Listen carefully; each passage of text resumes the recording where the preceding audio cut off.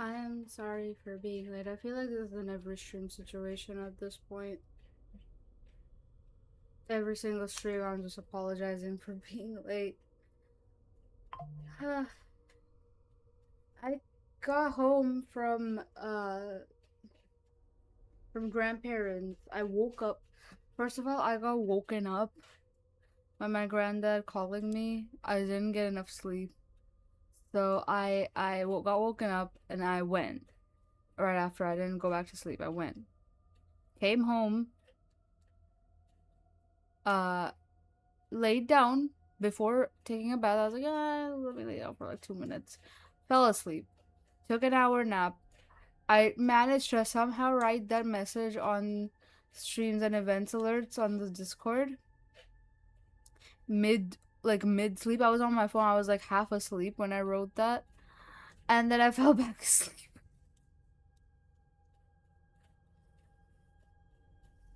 So I'm gonna need lots of monster.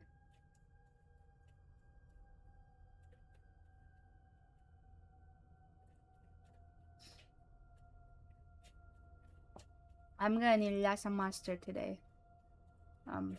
Be nice to me. Thank you. Anyways, hello Donut. Congratulations on first. Congratulations on second medal. Hi Scully. No, new ambience? No, not new ambience. Those are the old ones. Donut needs a raise. I don't know why I need a donut. I take it. But not by promoting itself. Oh no, it's not promoting itself. It's promoting stuff that I asked it to promote. Hi Aries. Thank you for the pets. EP kitty, I am very EP. Got the message, okay, shout it out, sleepy cat. Yes, hi rat saying, welcome. Thank you, thank you, thank you. Thank you. Typical cat girl monster fucker. Aye. Ugh.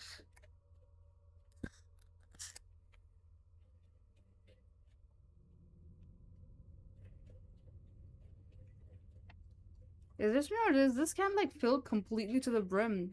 Cans aren't typically this full.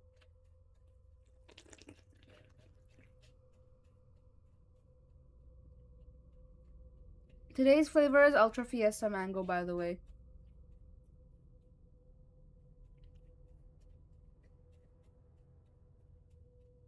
Something feels very odd about this.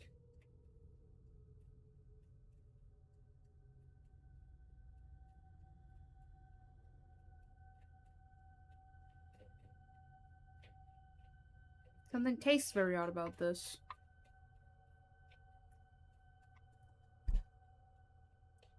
But maybe that's because I haven't had Ultra Fiesta Mango in a while, and the last thing I had was the proper Mango Loco. So, maybe. Who knows? I'm gonna listen to some good ass ASMR. ASMR, you mean? Thank you for teaching me Vietnamese. Okay. Thank you for the lyric, Bo. Welcome, welcome. If known you were about to stream, I would have DM'd you earlier. Dog, EP. This mango? No. I like the real flavor. The real flavor is okay. Can't wait for you to read the SCP. I saw tidbits of it. I know it's an info hazard as far as I understand, so I am also excited to read this actually. Pretty self-contained from what I know. Really no.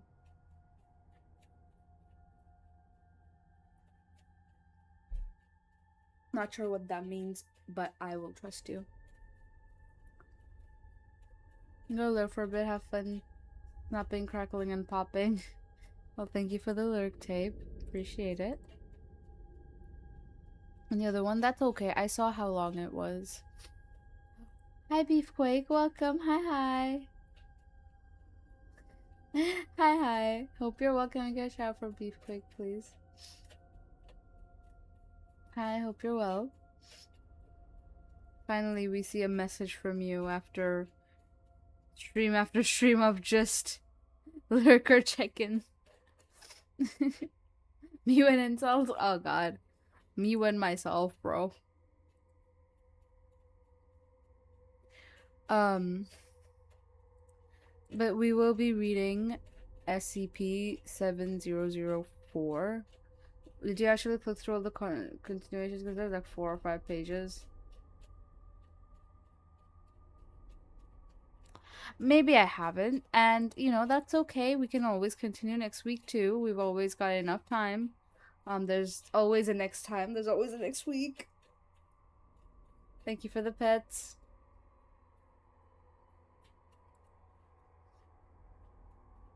Let me make sure everything is looking alright.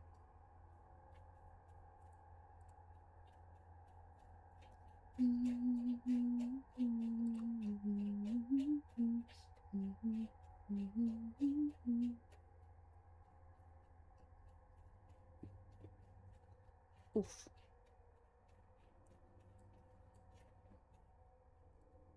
Thank you for the pets. Thank you, thank you.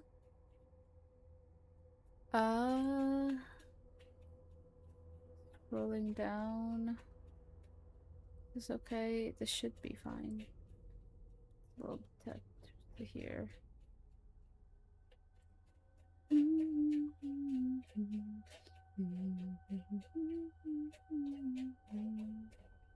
Okay. So I guess without further ado, we should continue or like start. Words difficult.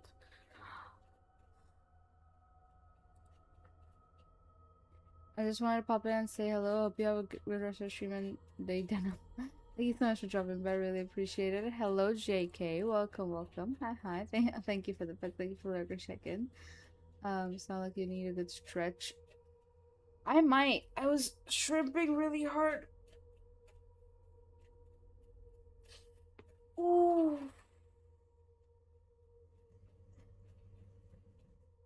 Oh God.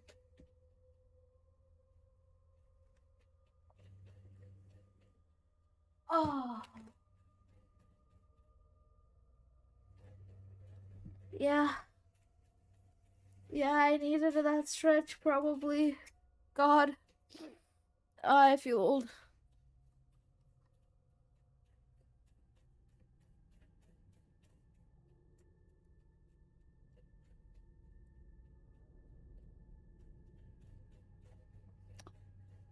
Okay. This is SCP-7007. Let me make sure everything, all the audio and everything is fine. All the audio and everything's fine on your end, right? Before I start reading.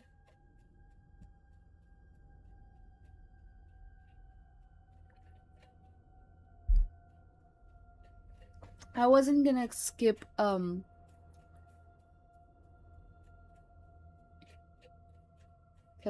Did I say 7007? I meant 7004. I'm sorry. Stop being mean to me, please. Sounds good. Sounds. I wasn't gonna skip a creepy reading because I know if there's any kind of streams that my audience likes, two of the main kind of streams my audience likes is the creepy readings and the just chattings.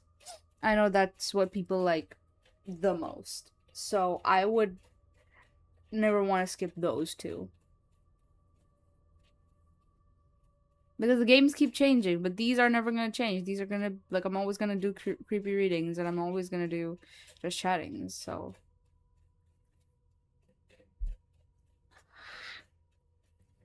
Great idea for you. Yes.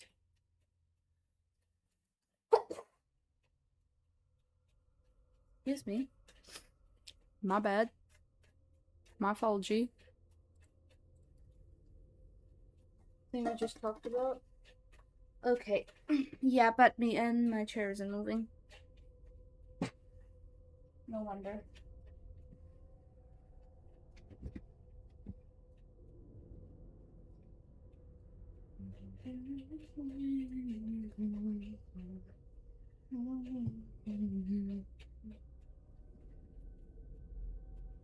Alright. Pull this thing closer a little bit.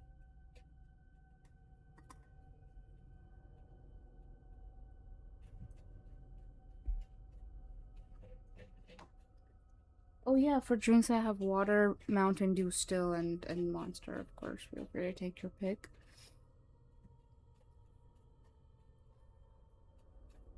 Attention. SCP-7004 is a Class 10. Can I read? Class 10 realization type. How do you say this? For mimetic info hazard with any information pertaining to it being vectors of exposure to its effects. As such, this document has been automatically modified by Foundation point AICs in order to reduce the risk of being subject to SCP-7004. Proceed at your own discretion. Containment class Apollyon. Wasn't Apollyon like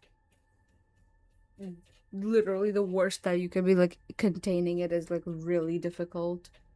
Disruption class Amida. Risk class critical. 5. These are words I am not familiar with. I would like if the nerds in chat could tell me. More mastering, thank you. It's 4 pages, alright.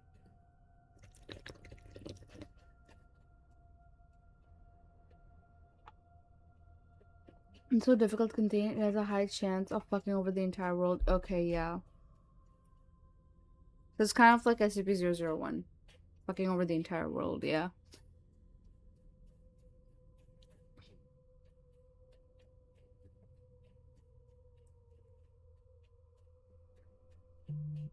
And what does disruption class Amida mean?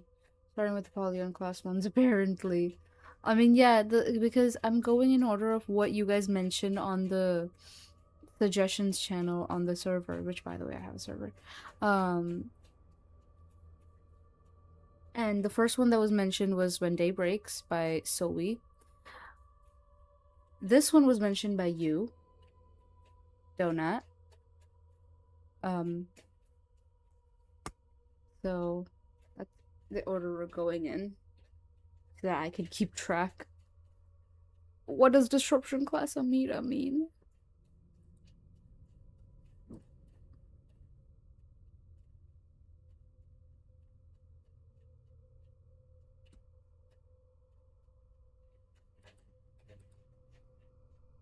Similar to Apollyon. It has a high chance of changing the world as we know it. Ooh. Okay, and risk class critical is, well, I think that's pretty self-explanatory. A photo of an SCP-7004-1 instance shortly following a Blossom event. 2 petal instances are seen emerging from it. This is terrifying, bro. Why is it out in the open?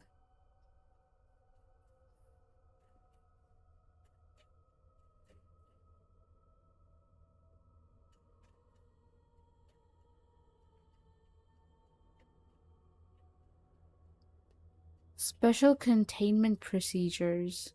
In order to prevent the further spread of its info-hazardous effects, all information pertaining to SCP-7004 non-essential to continued suppression efforts are to be expunged at the discretion of the Foundation and the Global Occult Coalition.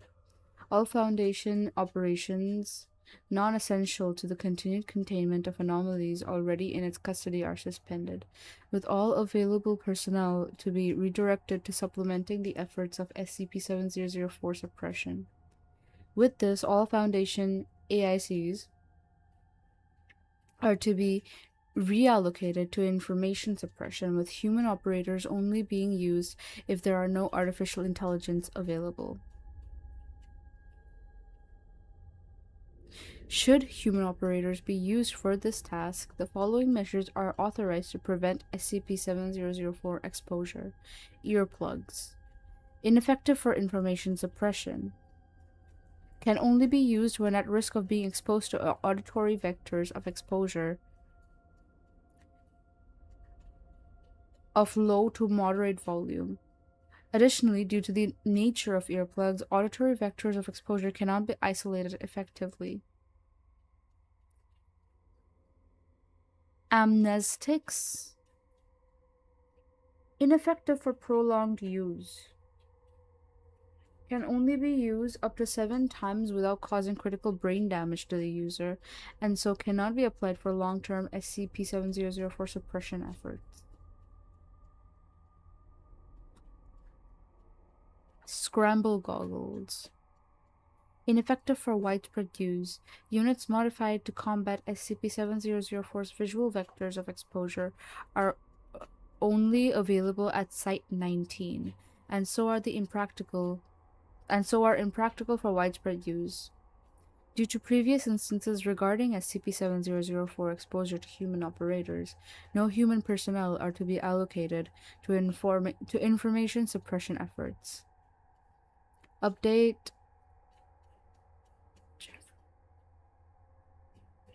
22nd July 2021. Due to considerations regarding their quantity, all SCP-7004-1 entities are to be terminated on site. All petal instances found to be exclaiming words such as native or natives when faced with Foundation operatives are to be prioritized over instances which do not. Update 23rd August 2021. On order of O5 Command, the maintenance of the Veil of Secrecy is to be relegated to an Omega level, least priority objective. Description: SCP-7004 is a Class 10 realization type. Unlike other mimetic infohazards, SCP-7004 does not rely on the definitive knowledge of a word or phrase in order to initialize its effects. Instead, the very act of coming to understand or realize the phrase that makes up SCP-7004 causes the affected subject to suffer from its effects. This allows the hazard to spread with greater virulence, as any information pertaining to its concept acts as a vector of exposure. Fascinating. Hi, Shriek. Thank you so much.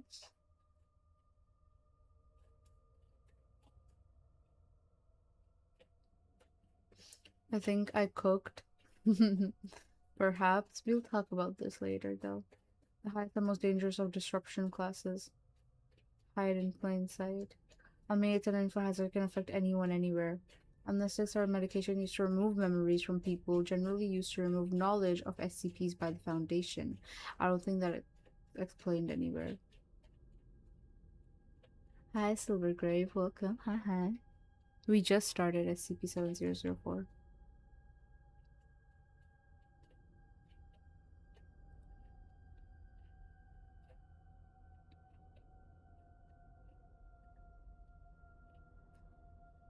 Mimetic info hazard currently affecting approximately 3,000, 9,000,000, 156,000,000, 1 billion people worldwide.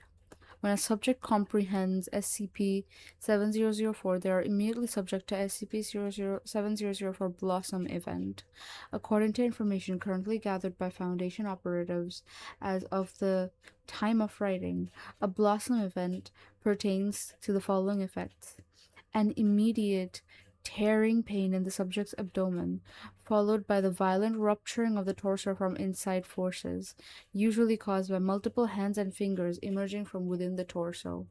The rapid emergence of 2 to 27 separate individuals from the rupture, which immediately causes the expiry of the subject and the creation of an SCP-7004-1 instance. The sudden onset of loud screaming from each of the emerged individuals, henceforth referred to as SCP-70041 petal instances, usually containing information that serves as vectors for SCP-7004 transmission. SCP-7004 petal instances have been recorded to speak in multiple different languages from each other. Common phrases said include, "Where are," vector removed, and "we are."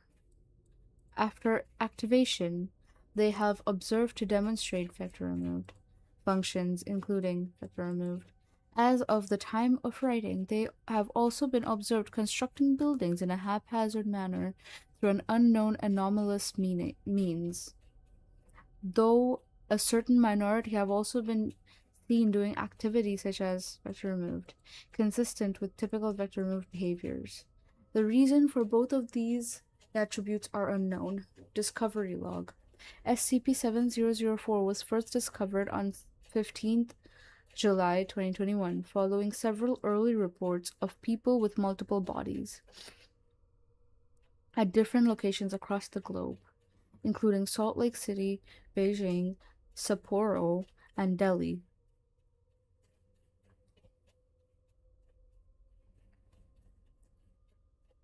Foundation's web crawlers initially classified these reports as to be investigated and a Gamma level third priority subject of interest.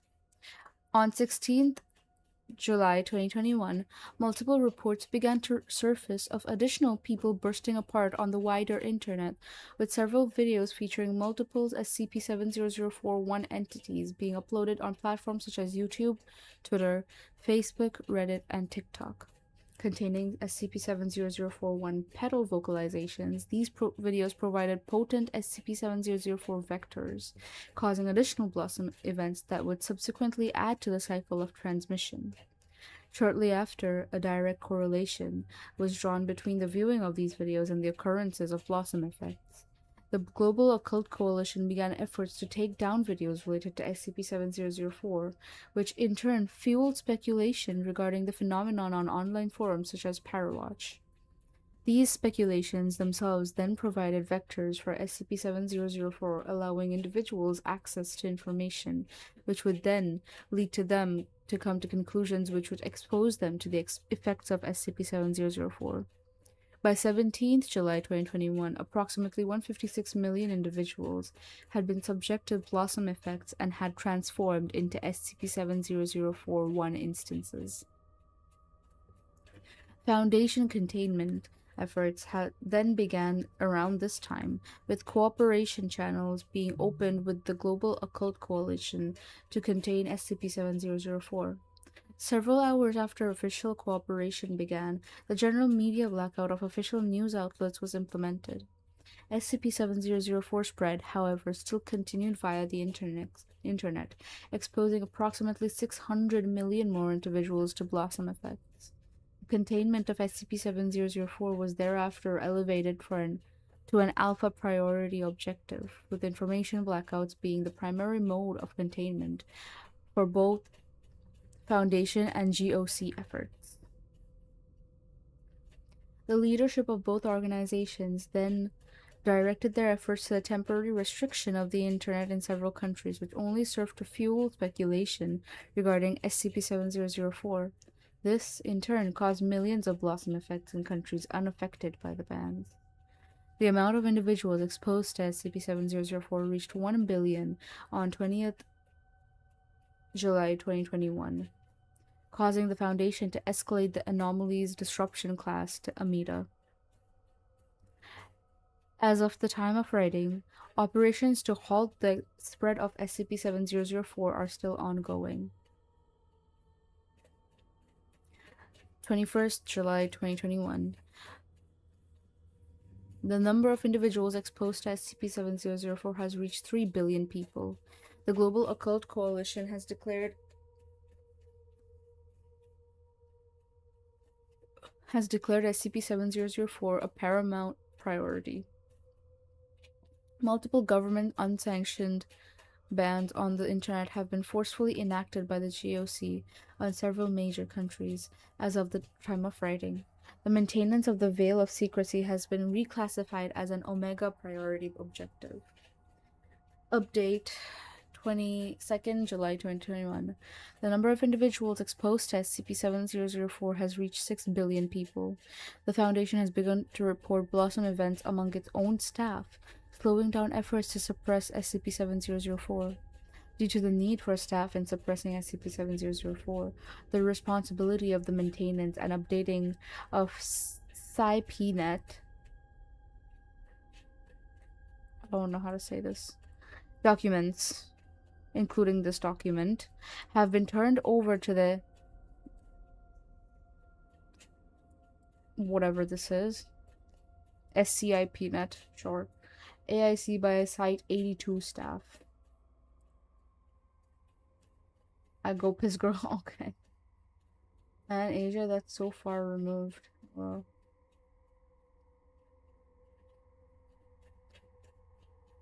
Hi, Thrashing Raven. Welcome, welcome.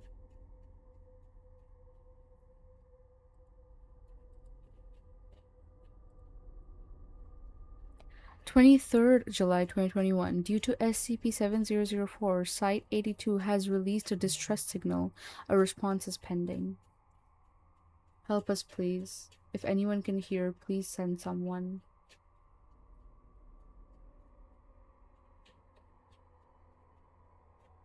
We're just vector removed. Vector removed. We never vector removed. Vandalism flagged. Personnel number 676848 has been reported for disciplinary action and banned from making any further edits to this file.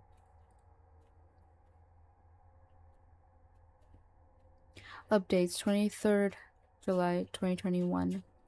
Due to SCP-7004, Site-82 has been declared inoperative. 24th July 2021. Due to SCP-7004, Site-57 has been declared inoperative. Update 24th July 2021. Due to SCP-7004, Site-34 has been declared inoperative. Site-120 has been declared inoperative. Update 24 July 2021. What the fuck? Due to SCP-7004, Site-118 has been declared inoperative. Site-43 has been declared inoperative. Site-17 has been declared inoperative. And there's nothing on 25th. Today is July 25th.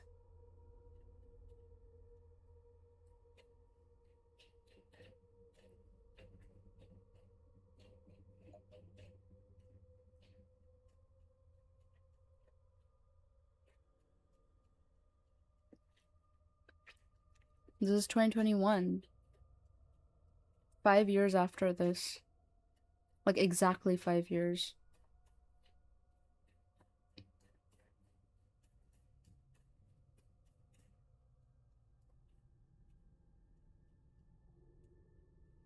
Shit went real bad in 2021. Yeah, that's why so many people are disappearing now.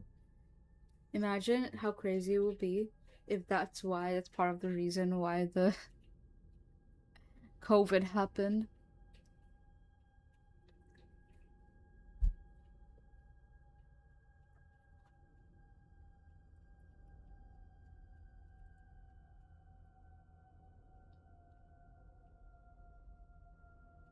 Like, that's part of the reason why everyone were told to stay indoors.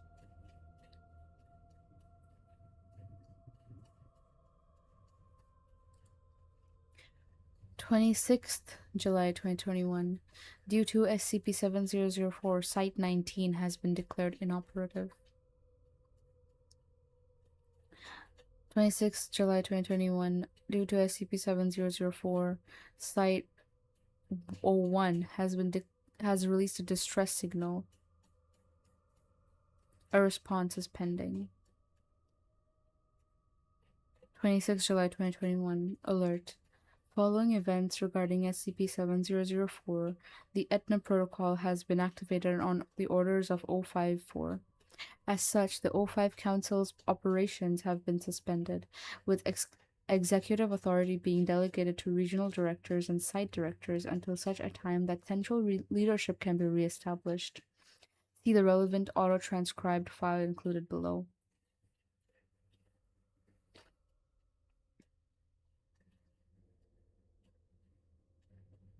The video begins with all 5 attending members of the O5 Council gathered around a table within one of the conference rooms inside Site-01. O51, O55, and O56 are notably gathered at the end of the table closest to the door and are panting with exhaustion. 054, directly opposite them, is seen shaking the papers in his hands and shouting in an attempt to express urgency. The words SCP-2000 Ganymede Protocol are seen in bold letters at the top of one of the papers. 059 is directly beside him, shaking her head with disapproval as she murmurs a few words in protest. This is 1635-24. 1636-02. 054 turns his head to address 059, speaking sternly to her as he quickly glances up at the other council members. After a few seconds, 054 raises his hand. He is seen mouthing the words, "All in favor." 3655. Most of the present O5 council members are seen raising their hands in agreement. Only 059 does not raise her hand. 3707. 054 nods in grim understanding before turning to the terminal in front of him and typing in a command. As he presses enter, none of the O5 council members move to speak for the next several seconds. 3745. 051 begins to stand up to speak, but is interrupted by the door behind him opening. All O5 council members turn to look at the door as 052 enters the room, bleeding from his mouth and onto the front of his suit. As he staggers into the room, he leans onto the nearest person, 051, who stands up to help 052 stay on his feet. 38. 052 is seen coughing up more blood, staying the nearby conference table, as 051 leans in to ask about his condition. 052 begins to shout with alarm before violently stumbling back. 3812. As some of the other council members begin to gather around 052, 054 is seen attempting to dissuade them from doing so. He tries to cover his ears as he warns his fellow council members, but to no avail. As 052's Blossom event continues to progress, he continues to shout, "Cover your ears," to the other council members. 3815. Suddenly, 052's abdomen begins to open from the inside, with several fingers appearing at the widening wound. A bloody and panting human head is seen emerging from 052's abdomen, followed by an arm as it attempts to pull itself out of 052. All of the 05 council members move back in shock as 052 continues to scream with pain. 054 is seen looking on helplessly from the back, still covering his ears as he does so. 3817. As the pedal instance continues to emerge from 052, the nearby 055 is seen coughing up blood, followed by 059. 056 moves back in shock before doubling over as she also begins to vomit blood on the matted floor. Panicked, 051 draws a pistol from the garter of his pants, firing several shots at 056 and causing her to fall to the ground, dead. 3828. 051 and 054 are seen momentarily glancing at each other from opposite sides of the room. Suddenly, however, a thin trail of blood is seen falling from 051's lips, which is directly followed by the overseer vomiting more blood on the table. 054 is seen shouting something to 051, and as 051 begins to vomit again, he is seen sliding the pistol across the table to 054. The words, "Do it," are seen being mouthed at 051 by 051. 3832. With a practiced motion, 054 quickly takes the pistol from the table before firing one of the shots directly at 051's head, killing him instantly. As the other overseers continue to convulse and scream in pain, 054 is seen freezing for several seconds, staring at the chaos unfolding within the room. As he looks around the room, he points the firearm at another one of the overseers and pulls the trigger again, but the gun is unable to fire. 3838. Ahead of him, however, the limp corpse of 051 continues to seize, falling to the ground on its own as it presumably continues to undergo its Blossom event. Beside it, the corpse of 056 does the same, with several arms already emerging from its torn abdomen. Realizing the situation, 054 immediately drops the firearm, clamping his hands to his ears once again as he runs past the dying overseers. Deftly dodging the reaching hands of another of the petal assistants that had emerged from 052 soon after. Soon after, he runs out of the conference room, disappearing from sight as the door closes behind him. As he does so, several other SCP-70041 instances are glimpsed outside.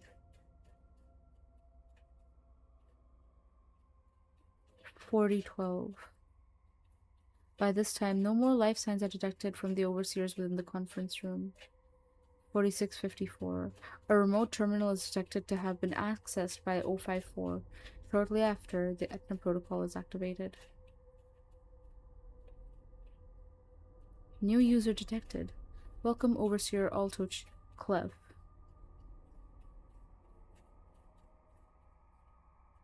Point check operation status.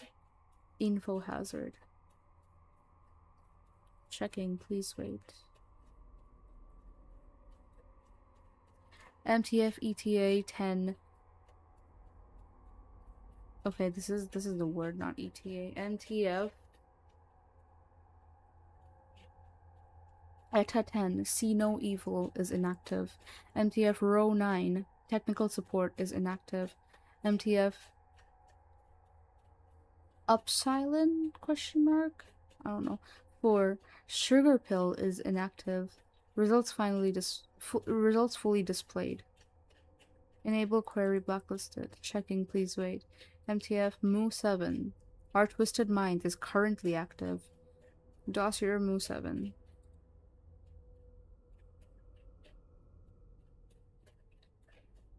Task Force Mission. Mobile Task Force Mu 7 is a specialized experimental task force composed of regular Foundation personnel given extreme resistance to info-hazardous phenomena via the application of the Sarkic practice of brain twisting.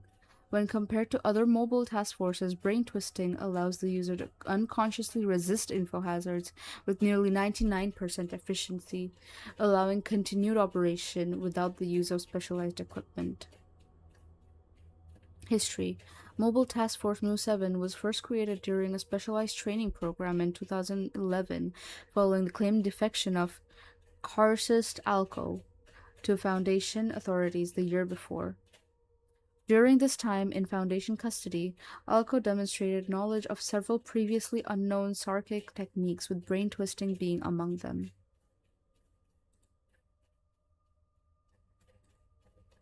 As part of an internal push to incorporate more anomalous techniques into Foundation doctrine, Alco was mandated to teach the practice of brain twisting to two specially chosen Foundation operatives, namely former MTF ERA 10 squad leader Lena Navarra and former squad member Cassandra Mullins. This led to the creation of MTF Mu 7 a year later.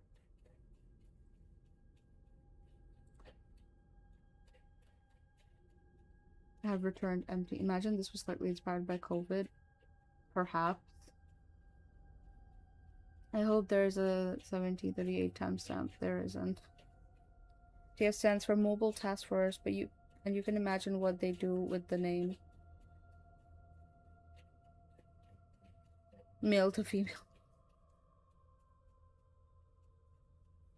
Good thing I don't have to have a brain to twist. Yeah, I know.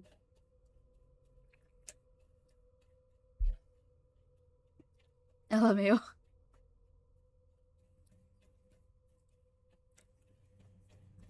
However, following the December 2014 incident at Site 43, Karcist Alco escaped Foundation custody with several Sarkic anomalies, causing a major containment breach and killing 125 Foundation personnel. Following an internal risk review led by the O5 Council, several experimental task forces, including Mu 7, were relegated to auxiliary functions and blacklisted from participating in wider Foundation operations. As of now, Mu 7 is currently stationed at the remote containment site 11000 within the... Oh, what? Fuck off. Oh, fuck off. Fuck right off. What is this? Oh, you guys can't see. Hold on. Fuck right off. What is this?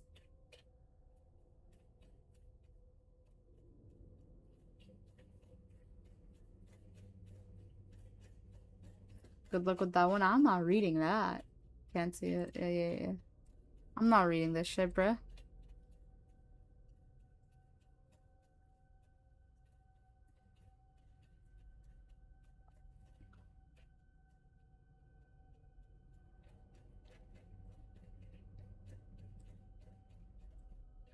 National Park Reserve in the Yukon, Canada.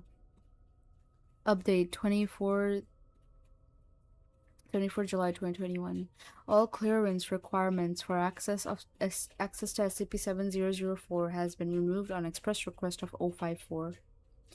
24 July 2021. As of the time of writing, the SCP-7004 document has been made available to Containment Site 110000. Okay, no, I said one more zero. 11,000. On express request of 054. Additionally, an urgent read request was made to the aforementioned site, again on express request of 054. Alright, this should be ringing your bells. Hello, I am 054. And to my knowledge, I am the last 05 still left alive. You don't know jack shit about anything right now, and if you do, then there goes our last hope to stop this thing. But if you don't, and I am counting on that, then you deserve an explanation. The world has ended. A mimetic info hazard, SCP-7004, has ended it. And right now, you're the only two people left on Earth that can make sure that we can come back from this. So, my last express request is this. Go to Yellowstone, find SCP-2000, input the numbers 1225-2000 into it, reset the world, save it. Or, well, what's fucking left of it. This document will tell you everything you need to know about it, to get you up to speed, everything to prepare for all that it's worth. Before the rest of the council went dark, we did everything we need to make sure 2000 comes online once you get there. Ganymede's online now, and from here on out, you've gotten a promotion to level 5, effective immediately. That should give you the credentials you need to start Procedure Lazarus. Congratulations for what it's worth. As you get there, record what you see. The auto-transcribers you've been using for 1100 should come in handy. I want to stay updated. 24.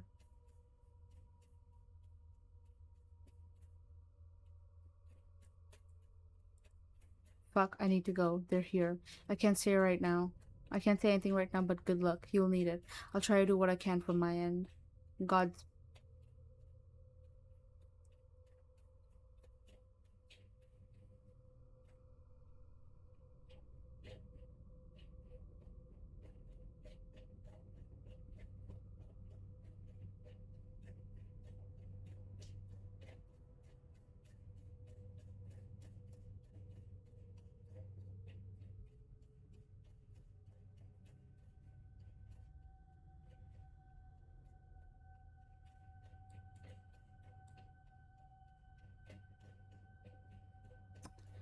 So, something about 4 pages.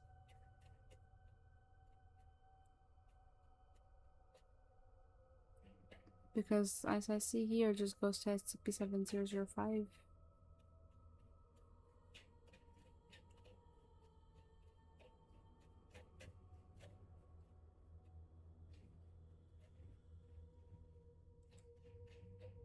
New update detected. Oh. Fascinating. What did it say? I did not see that. New update detected. Urgent containment site 11,000. Display? Question mark.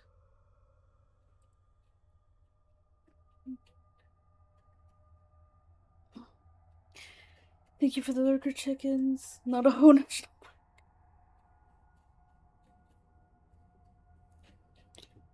How's it going in here? She read it. No way, there's more at the bottom, but maybe.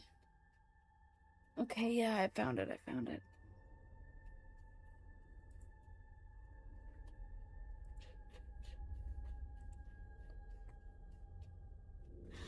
SCP-7004, update 26 July 2021. A new exploration log has been added to SCP-7004. Due to a lack of specified credentials, this exploration log has been automatically filed as Exploration Log Exploration Log 70041. Location: Containment Site 11,000 whatever the fuck National Park Reserve, the Yukon, Canada. July 26th. Time 1534 GMT -8. The exploration log begins within the interior of a prefabricated standard issue Foundation personnel module with gray painted metal walls reminiscent of shipping containers. One handmade wooden desk has been placed across from the camera with an accompanying chair beside it. MTF Mu-7 agent Lena Navarra stands in front of the desk, using the terminal upon it to access the SCP net. A voice from behind the camera speaks first, identified to be MTF Mu-7 agent Cassandra Mullins.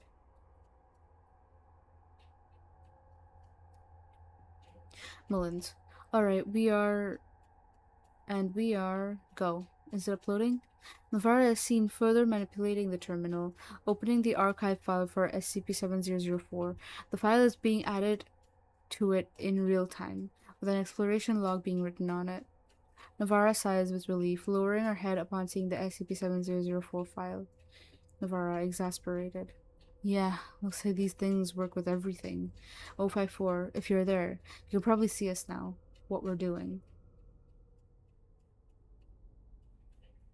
Navarra turns to face the camera. She is a woman approximately 175 centimeters tall and 35 years of age with short, shoulder-length black hair and military fatigues. Her face expresses exhaustion as she looks directly at the camera. Navarra. To whoever's watching, we're MTF Mu-7, currently broadcasting our location from Containment Site 11,000 in the middle of... Navarra looks around the room for several seconds, regarding the interior with a resigned expression. Nowhere. Just as we were assigned. Just as you people wanted us to be.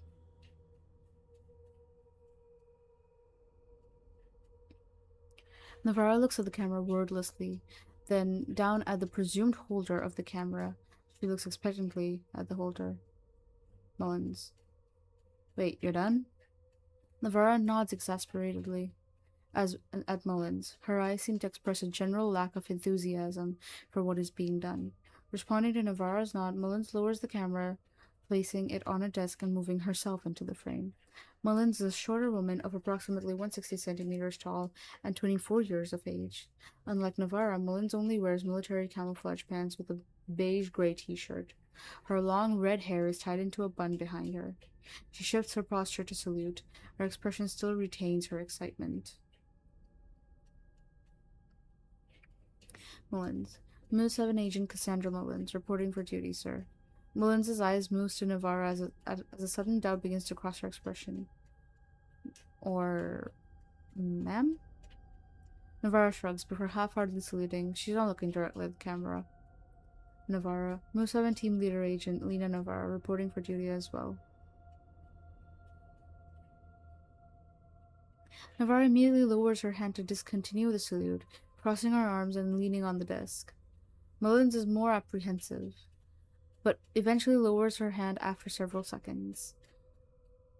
I don't know if you can hear us, ma'am or sir, but with all due respect, this order is, plainly speaking, unorthodox. Do we just leave our post? This certainly doesn't look like an official command for transfer. Mullins raises her eyebrow upon hearing Navarra. Her eyes turn to look at her superior officer. In short, sir, we have no assurance of whether this is a real command or not. We do not get much reception out here, and if we did... Navarra cocks her head. Well, in your words, we would not have been considered for this assignment. Navarro looks expectantly at the camera. Her skepticism is seen plainly on her face. Plus, with how long you normally let our provisions get, you really aren't coming back, are you? Or are you just not trying? Molly's expression shows nervousness and fear. She quickly glances between the camera and Navarro, unsure. Mullins turns to the camera. Sir, I'm sorry. It's just that, as Mullins speaks, Navarro closes her eyes and sighs. Save it, Mullins. I shouldn't have expected an answer. There's no one on the other end.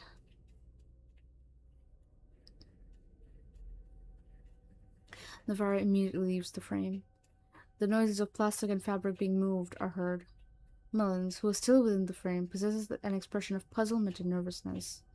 After a few seconds, Navarra re-enters the frame carrying a standard Foundation issue Molly military backpack with her right hand. Is that how it's pronounced? Molly? Which is open, is seen containing provisions, including a jug of water, MREs, a thermal blanket, and a winter coat. Navarra turns to regard Mullins. You got your Molly ready? Your winter fatigues, whatever food we still have? Mullins reluctantly looks away from the camera to face Navarro. She seems to be lost for words as she looks between her superior officer and the camera. Mullins, unsure. Yes? As you ordered? At Mullins' response, Navarro seals her Molly zipper. Good. Navarro turns to face the camera. Her expression is stern. I don't know if it is actually 054 behind all this, or if it's some kind of trick, but I have friends out there, family. Navarro crosses her arms. Even if this isn't an official order, I want to know if this is real. The authorization and the document makes it seem like it is. Navarro says. But what I want to know is if this is our only chance at saving everyone we know from this thing. Navarro leaves the frame again and returns with her winter fatigues in her right hand and her helmet in her left. A camera is seen on top of the helmet. She takes off the jacket that she is currently wearing. She looks at Mullins. Put 11,000 on conditional lockdown, Mullins.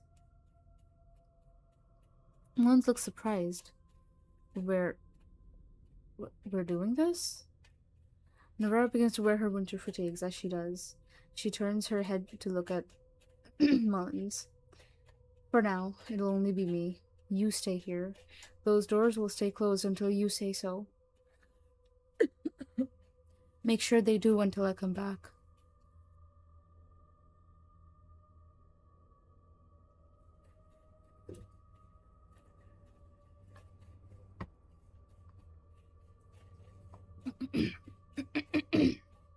Mullins nods, but is obviously unsure. She glances at the camera again. Where are you planning to go? Navarra, the Foundation way station. That rhymed. Try to see if I can't establish contact with the outside world that isn't from SCP net. If anyone's out there, we can always ask for help. Navarra takes notice of Mullins' reluctance, then nods her head at the direction behind Mullins. What are you waiting for? Go! Mullins' eyes seemingly widen in shock before she salutes to Navarra again, immediately after she leaves the frame. And turn off the helmet cam for now. Whoever's watching can... Navarra sighs again as she looks back at the camera. They can watch later. Hurried footsteps are heard out beside the camera as Mullins picks up the helmet upon which the camera is situated. As she looks behind the camera, she moves her arm to touch off the switch. The video ends.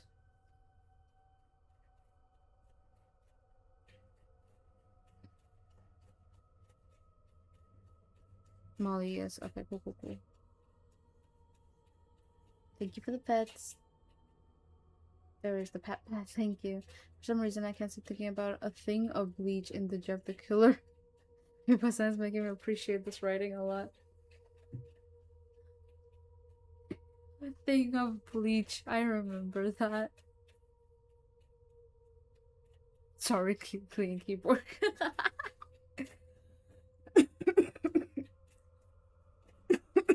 Okay. The thing of bleach is killing me. Molly is a name given to the webbing on most military gear that can be used to attach different things to it. Most commonly horizontal straps stitched into the nylon fabrics. See, I see. Your throat struggling? No, it's just a little bit of congestion.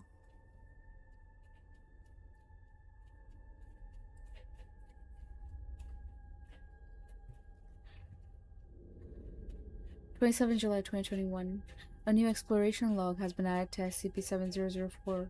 Due to the lack of specified credentials, this exploration log has been automatically filed as Exploration Log 70042. Everything's the same. Time 1:10 GMT-8, July 27, 2021. The video opens within the shared bedroom of Containment Site 11,000, which contains two closely spaced single-person beds on one side, with two metal lockers placed beside them. Navarra is at the center of the video, sitting at the table upon which the camera has been placed. As soon as the video starts, she withdraws her hands from its on switch. Mullen sits at one of the beds further behind Navarra, rifling through the contents of her molly. You didn't lie. You didn't lie after all. Navarra shakes her head, crossing her arms as she leans back on the chair. You were right. The world's gone to hell. I've seen so much suffering, so much pain. I asked for help and there were voices on the line. Navarra fakes a smile at the camera, which looks closer to a grimace.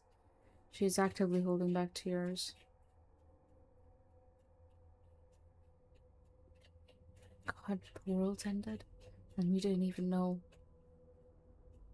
Navarra suppresses a choke. She is evidently attempting to appear stone-faced to the camera, to no avail. My head hurts now far more than anything I've ever experienced. Stopping me from remembering anything about what I just heard. But the pain. Navarra is visibly shaking. Hard to forget that. She tries to compose herself. We're leaving now, post-haste, as you ordered. We're about to put the facility on permanent lockdown. It'll take an army to get inside here once we leave. If 11,001 breaks down while we're gone, well,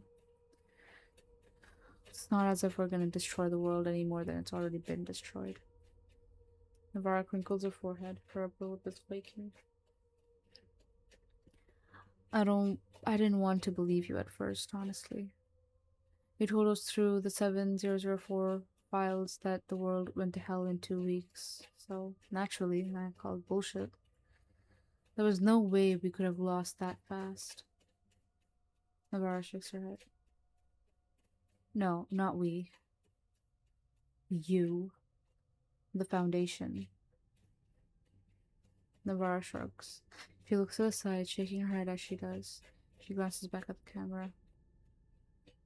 And I guess deep inside me, I just didn't want the responsibility. The obligation. Navarra leans forward on the desk. Her face is only about 10 centimeters away from the camera. You people put us here in the middle of nowhere. Shut us up where we didn't belong. Forgot about what we need when we could have been so much more useful somewhere else. Just because you decided to train us in something that you yourselves didn't like. In the background, Mullen stops rifling through her Molly's content. She makes no attempt to look at the direction of Navarra. Navarra grimaces. Now we're your last hope. And I guess that gives me the liberty to say whatever the hell I want now. She looks directly at the camera. Mullins may say otherwise, but I'm not doing this for any of you. I'm doing this for the family I left to go work for you. The family that may still have a chance at living if you didn't fuck everything up. I'm going to do this reset for them. Rest of you be damned. Navarra stands up quickly, shoving the chair aside as she does. She moves to walk out of the room. Mullins watches wordlessly as Navarra.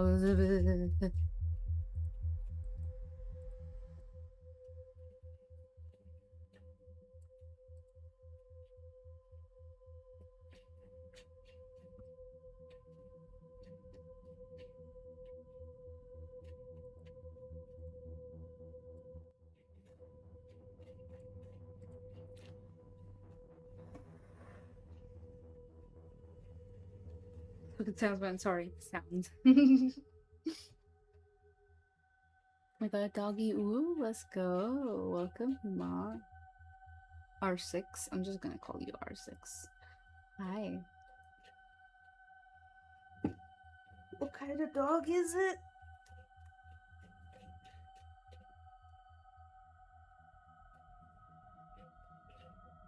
Oh, wait, what happened? I wasn't looking. My playlist jump scared me, as usual. Me, I'm the puppy? No, you're the bunny.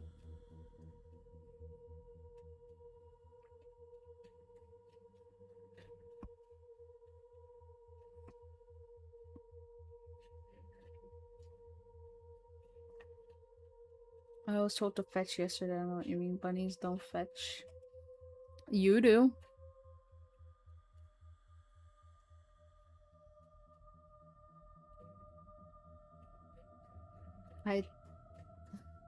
I think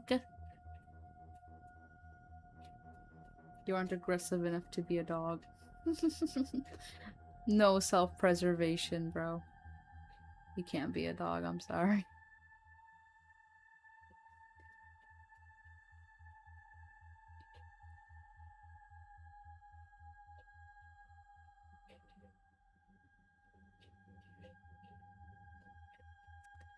Navarra stands up quickly, shoving the chair aside as she does.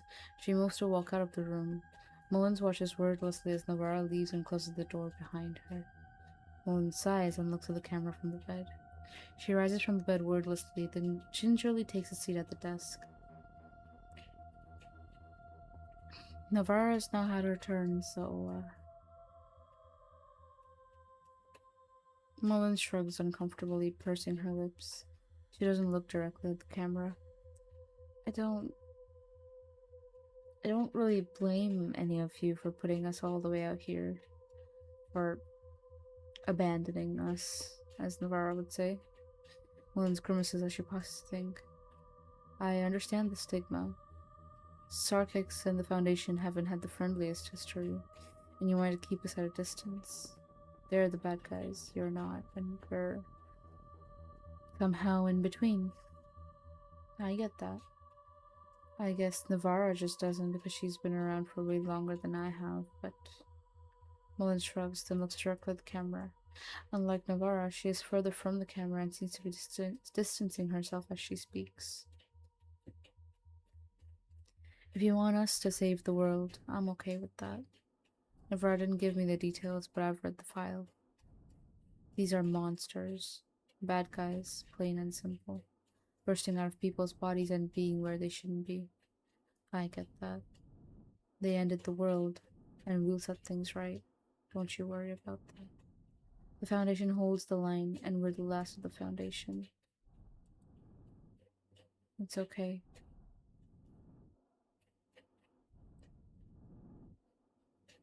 Hello, Laughing Sock. Welcome. You can't click or train bunnies. Not with that attitude.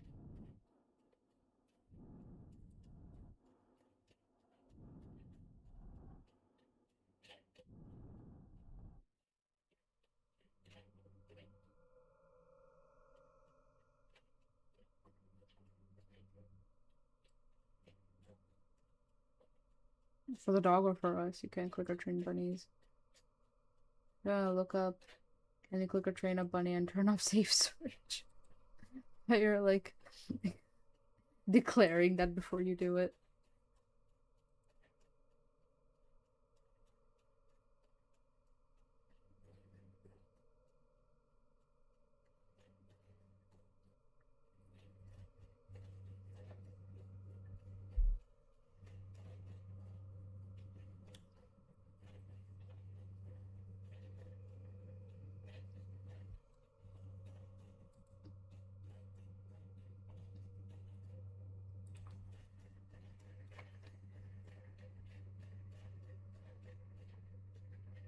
Mullins' eyes moved down from the camera and for half a second before moving back directly to look at the camera. We don't need a thank you. We don't need anything. But in the next world, when we do whatever you guys want us to do with 2000, hopefully you can treat us better, you know? Treat all of us better. Situation with the food, well, I just hope things like that change. Mullins pauses for a second, then immediately shakes her head, quickly gesturing with her hands in a conciliatory manner.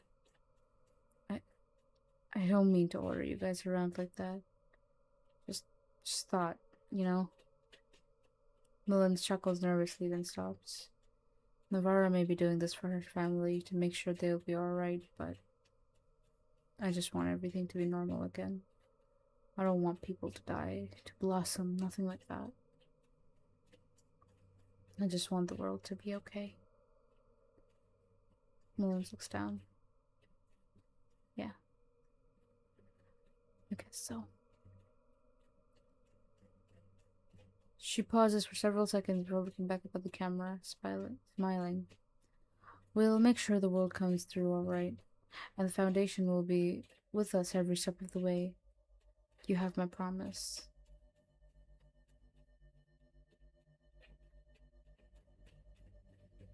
Mullins leans back on the chair. Well, alright. Our bags are packed, and Navarro's probably... Mullins is interrupted by a loud blaring noise emanating from the speakers of the containment site. The room suddenly takes on a red light. Automated voice. Permanent lockdown initiated. Facility sealing in 10 minutes. Oh, she's getting ready to leave. Mullins clears her throat. Well, I gotta go now. This is Navarro's helmet too, so I'll need to give this back. Mullins leans over to turn off the camera. At the last second, she looks down at the camera's view. Yeah. Bye. The sound of a switch being flipped is heard. The video ends. A new exploration log has been added to SCP-7004. Due to lack of specified credentials, this exploration log has been automatically filed as Exploration Log 70043. Location: Robert Campbell Highway, the Yukon, Canada. Time: 15:34 GMT-8, July 28th, 2021. The video opens with a person in winter fatigues, presumed to be the team leader Lena Navarra, walking along a long stretch of highway. Navarra is carrying a standard Foundation assault rifle in both of her hands, with her molly strapped to her back. A large hill is seen at her left side, obstructing a large part of the camera's view of the horizon. With a large body of water, presumed to be a lake, being present at the side of the video, Navarra proceeds down the highway steadily before turning to look at the camera as she walks. A distance of about 10 meters separates Navarra from the camera. Navarra, is it on? The holder of the camera, presumed to be Agent Cassandra Mullins, makes a thumbs up gesturing with her right hand. Yeah. Navarra nods her head as she looks to the side, continuing to walk as she does so. This is how we'll do it. Check in every 2 days. Take turns so that our helmet cams don't lose batteries. We'll have to assume the cities are dangerous, so let's make sure to avoid them. We don't want to have to make a detour to do a report.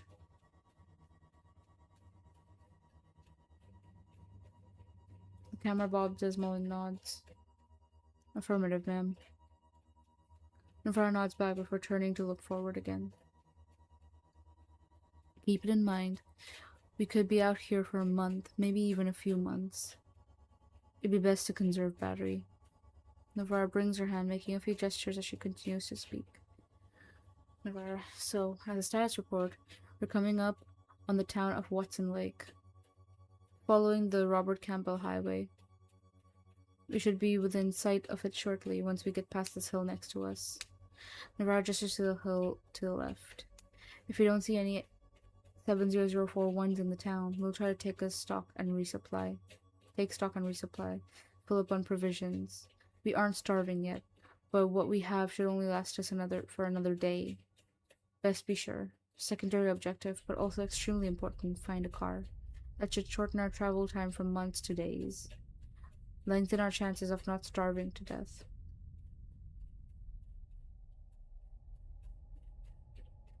Navarra begins to turn around a bend of the highway, around the large hill.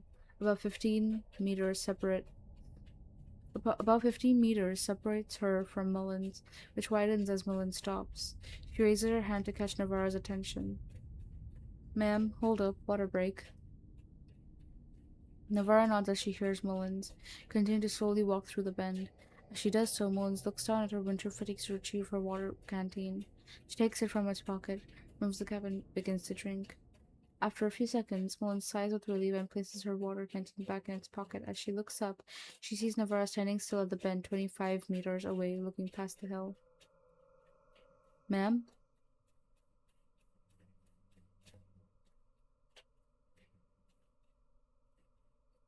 Mullins begins to walk forward, closing the distance between herself and Navarro. Ma'am, do you see something? Navarro is unable to remove her gaze from the indeterminate point of interest. She puts up a hand to gesture towards Mullins. Mullins, get your map. Mullins continues to walk closer, placing her hand on her molly, but not completely removing it from her shoulders. Why? Navarro remains tense. Just do as I say. Mullins, though unsure, begins to remove her molly from her shoulders, placing it at her feet. Slowly opens the backpack zipper, retrieving a laminated paper map of the local area. Alright, how big is the town of Watson Lake, does it say? Mullins takes the laminated paper map into her hands, unfurling it to read its contents. It's pretty small. Population about 790 people. Only a relatively few streets in the town proper. Why do you ask? Mullins momentarily sets the map on the ground to close her molly and sling it around her shoulders. She then takes the map into her hands again. Oh my fucking god. The fucking jump scare. Thank you so much.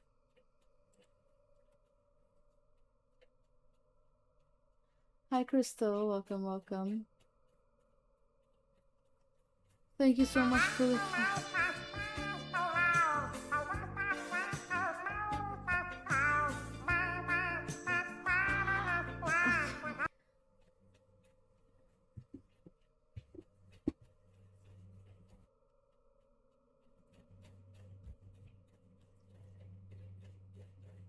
How the fuck? My nails are pretty long. Hello, person I don't know. Will I even kick in? How was the world of Disney? It was good. Got home at 1 a.m. Hello, I am Venom's best friend. We battle for that title until she tells my boyfriend stuff and not me. See, the thing is, I tell him, I know you're gonna know.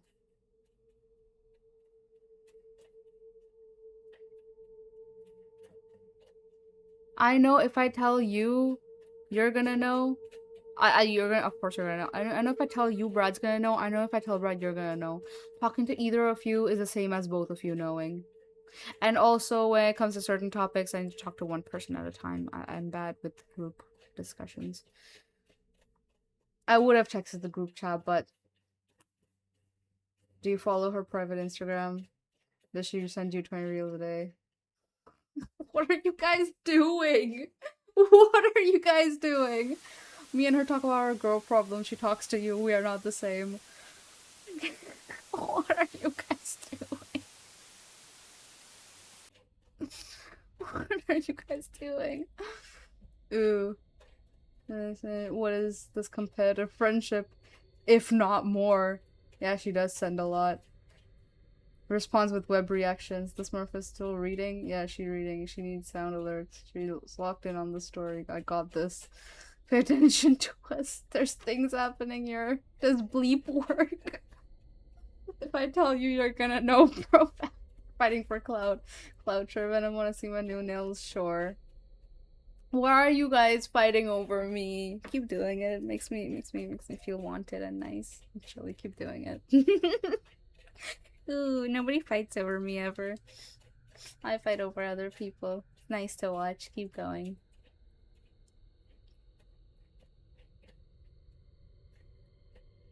because I love cats. Okay. Can I join the fight? Please do. Wiggles my toes. I got nothing. Oh, on Discord. Hold on. Holy moly, these are so pretty.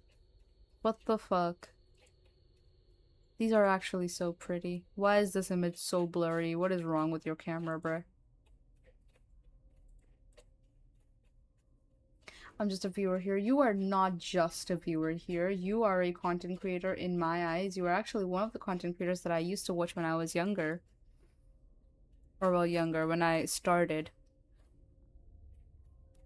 Like, before I became a content creator myself, I used to watch you.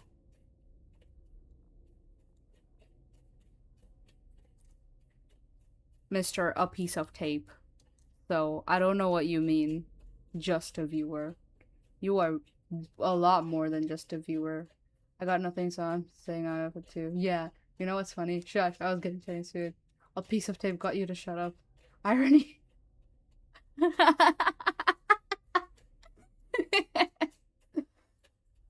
Thank you so much for the pets and the stretch and the drink. I'm just a viewer here. You are not just a viewer, bro. I'm gonna beat you up.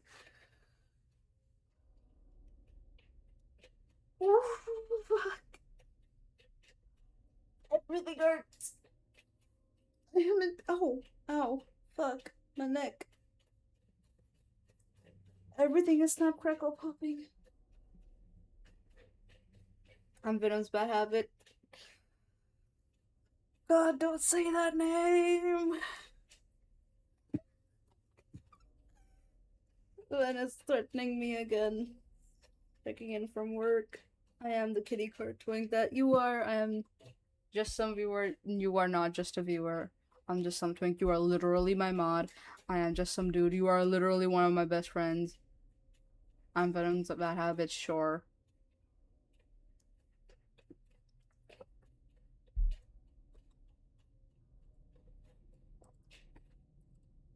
These nails are so pretty. Okay, so the image isn't blurry. It's just Discord was being a piece of annoying bitch ass about it. These are so fucking pretty. I love the blue. I'd love to get my nails done if I let you know that's our friendship. Bad habits. Oh yeah, I'm lead mod. I can flex that. Keep the Meow Meow hydrated and stretching and get her pets. Thank you. That is true. Hold on, let me check on. How's your day been? My day's been very EP. Extremely EP. Nails done. I'm gonna get my nails done to show up. Brad's mom paid for them as a birthday present. Aww. Watering my fave streamer like I water my plant. Wait, who's your fave streamer? Wait.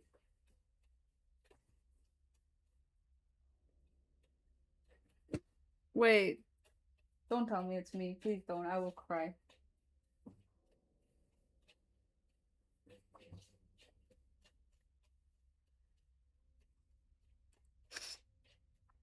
Meow meow meow meow meow meow meow meow. I'm hydrated right now, but it's out of stock. I'm sorry, I don't mean to do that to you, Pookie Bear, but it's just... Oh god. Sometimes...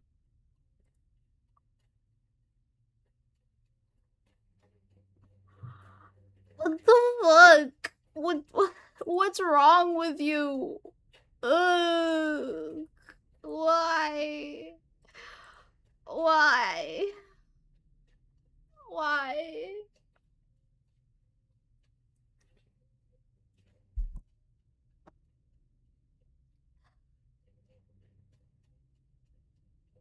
Princess. Hello, princess. Hello, princess. I hate that, dude.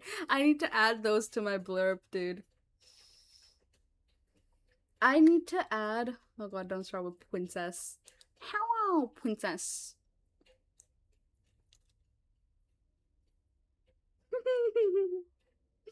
I need to add, like,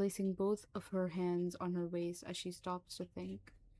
After a few seconds, Navarra lowers her hands from her waist. She looks ahead at the signpost forest before turning to Mullins. We'll have to walk there, and once we get there, we do this quietly. Nightfall's coming soon. It should cover us. You have your night vision goggles ready? The camera bobs up and down as Mullins nods. We still have a few more hours until dark. By then, we should hopefully be there.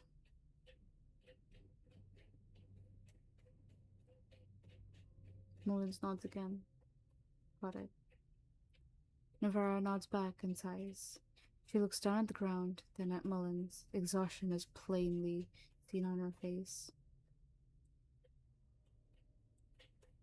Gotta go now, bye-bye. Thank you so much for dropping by Laughing Stock.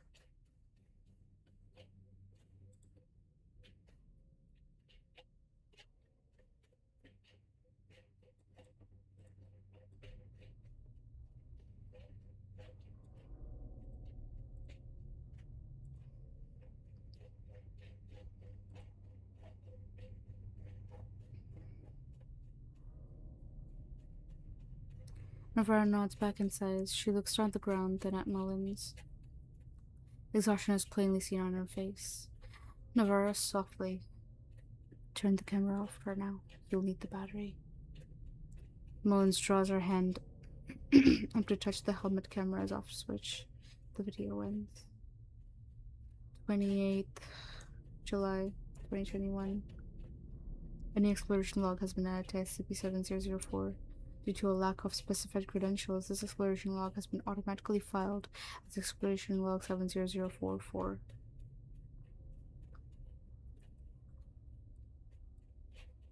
Location: Watson Lake, the Yukon, Canada. Time: 1924. GMT-8, July 28, 2021. The video begins in total darkness. The sound of insects droning is prominent in the background, with a slight breeze whistling around the camera. The sounds of metal and plastic being moved around are heard. Can you see through the camera now? Through your goggles? The sound of the camera bobbing up and down is heard. Yeah, I think. Now turn on the camera's night vision. The sound of a button being pressed is heard. The whine of the camera turning on its night vision capabilities is heard, and the camera's image instantly brightens. Both operatives are in a grassy field overlooking a lake close to a collection of buildings, presumed to be the town of Watson Lake. A large collection of thin poles measuring about 400 meters from side to side, presumed to be the signpost forest, dominates the area above the town. Team leader Lena Navarro, who is wearing her night vision goggles, is crouching low to the ground, holding her assault rifle in both hands. She's glancing back and forth between looking at the town and Mullins. Oh crap, this feels weird. Navarro lets out a short chuckle. Navarro offhanded. Yeah, having your entire perspective suddenly shift 5 centimeters up from where it should be normally does that.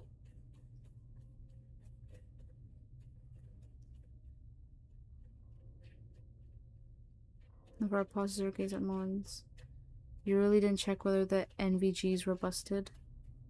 Night vision goggles.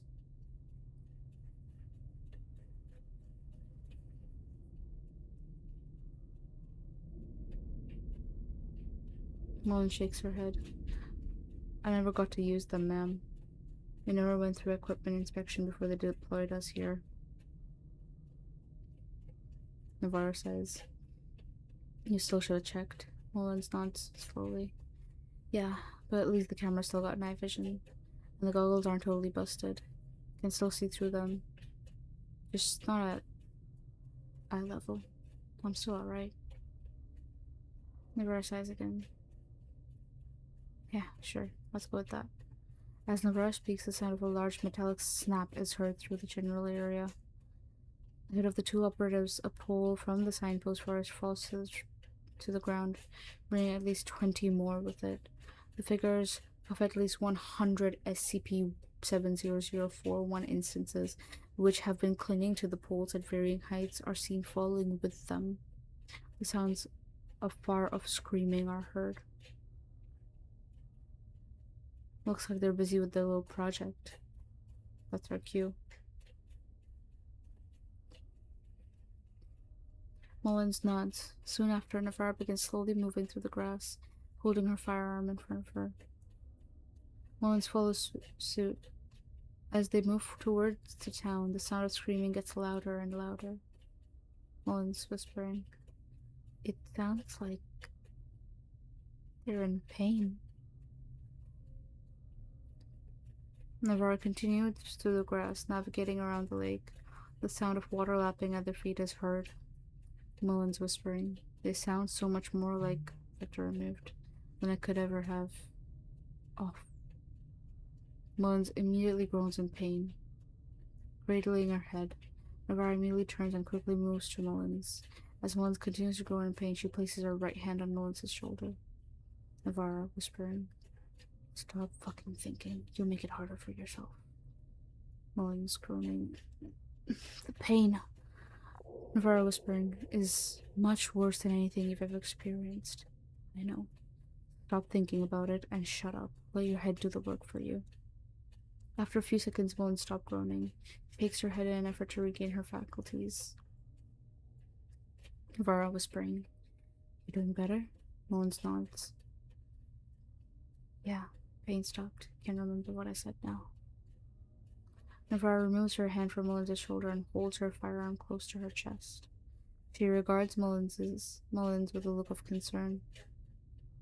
You good to continue on? Mullins nods her head, but still seems to be in slight pain. Yeah, don't worry about me. Hearing Mullins' response, Navarre turns away and begins moving forward again. Mullins follows suit.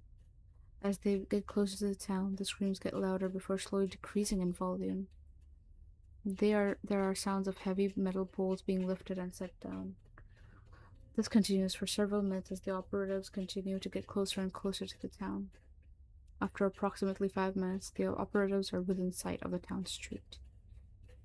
One of the buildings closest to them is a small supermarket with a sign, Watson Lake General Store.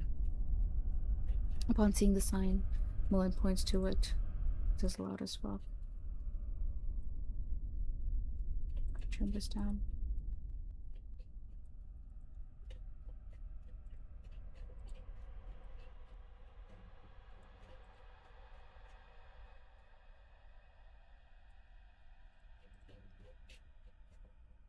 Okay, I need advice when you can. I have the funds now. So should I get the PNG commission or wait more? You could get the PNG commission. I don't know why you would wait more. You never know. Maybe the commission could be closed later on. What are you trying to wait for? Is there something that you have in mind that you think you should wait for?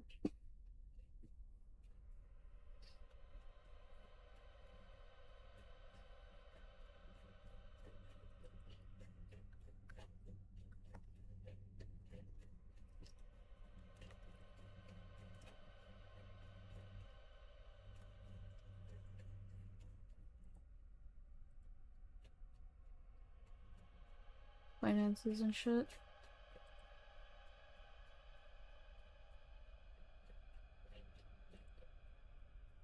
I have plenty of money. Sometimes I think the risk is there.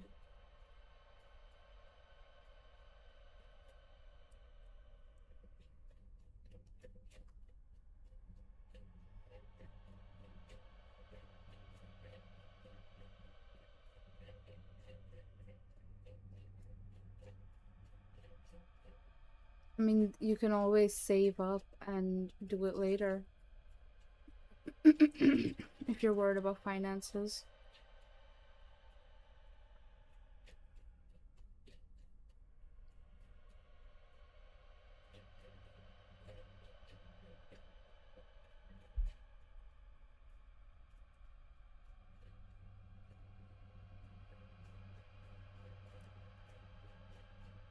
Maybe I'm just naturally a very anxious person. I understand that. What the fuck is Kayla playing? There's no fucking way. Oh my god!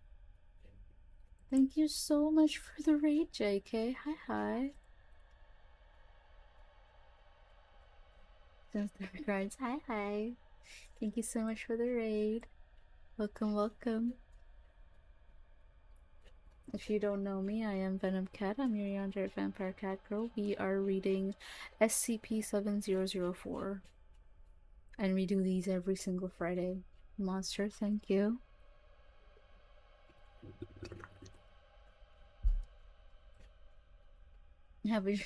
Thank you. How was stream? What were you guys up to? I saw you guys were playing. I dropped by earlier. I saw you guys were playing Fallout New Vegas. I hope that went well. If you guys need to raid and run, please do that. Take care of yourselves. Eat well, sleep well, hydrate. Yeah.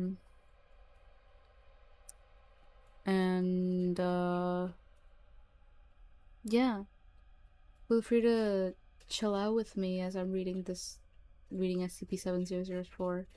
It's an info hazard, just to be sure. Just to like let you know.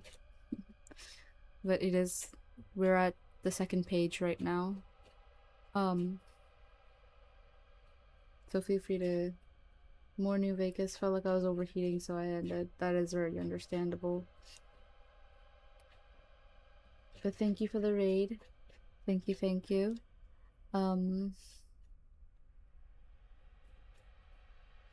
And feel free to relax with me. Feel free to listen in. Or if you want to step away, raid and run, please feel free to do that as well.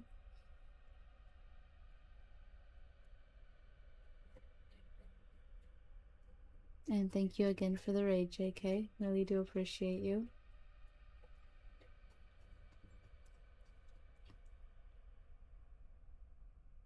Run from you. Alright.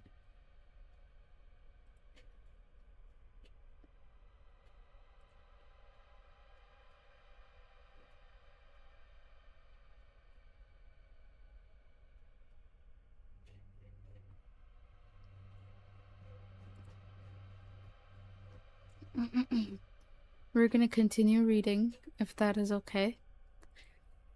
Feel free to listen in, though.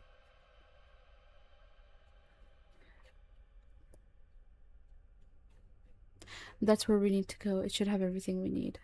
Navarra nods in affirmation, standing up from the tall grass to quickly move across open ground. She presses her back to the nearby wall close to the supermarket store, holding her firearm at the ready. Mullins follows suit and does the same. Checking for SCP-7004 instances, Navarra continues to stick close to the wall as she turns around the corner, moving to flank the glass door as soon as possible. Mullins takes the other side of the door, holding her firearm at the ready. Inside, through the night vision camera, the interior of the store is nearly intact. Mullins looks over her shoulder as Navarra looks into the glass door. She finds only one faraway SCP-7004 instance in the street about 300 meters away, which takes no notice of them. All of its pedal instances are seen wailing, placing each of their arms on their faces as they do. Hostiles? Mullins shakes her head. One far away. -1. But it doesn't seem to be paying attention. Navarra sighs with relief. She places her hand on the door handle, making entry. Slowly, Navarra pushes the door handle, pressing on the surface of the door with her shoulder in order to push it open. Her hand holds the assault rifle in front of her, which she then supports with her other hand as she enters. Mullins follows, entering the supermarket and moving past the checkout counter. Inside, several rows of shelves are arrayed from right to left. With the rightmost shelf, it seemed to contain candies having fallen over. Further into the interior, the sound of plastics being carried around and all opened are heard.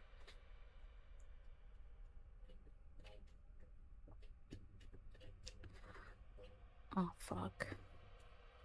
Hearing it, Navarra gestures to Mullins to check the leftmost row, before proceeding down the row furthest to the right. Mullins follows her instructions, proceeding stealthily down the shelf rows as she clears the room. She holds her firearm in front of her, looking down each row each shelf row as she approaches the sound. At the very end row, Mullen sights an SCP-70041 instance violently opening a box containing a radio. Both of its petal instances, which consists of an approximately 40-year-old male and an approximately 16-year-old female, are using their arms to pull the box's cardboard material apart. Pieces of plastic and bubble wrap are strewn around them. Murmuring is heard. SCP-70041 petal instance, male. Pull, incomprehensible. Harder. In response, the female instance begins to scream with frustrated effort as it attempts to use its arms to pull the box. Mullins' breathing is heard getting louder over the camera. Slowly, she is seen putting her hands in one of her pockets. As Mullins does this, the two petal instances continue to pull at opposite sides of the box, slowly tearing the cardboard box apart. The male instance continues to exert grunts of effort. The female instance continues to scream. Mullins withdraws her hand from her pockets, bringing out a Foundation issue maximum silence suppressor. Slowly, she brings the barrel of her gun down to chest level, crouching down against the shelf to better nestle the rear of the gun between her thighs. The sound of the cardboard bursting apart is heard. The male instance vocalizes its victory. The female instance continues to pant. Shortly after, the metallic sound of the radio being picked up is heard.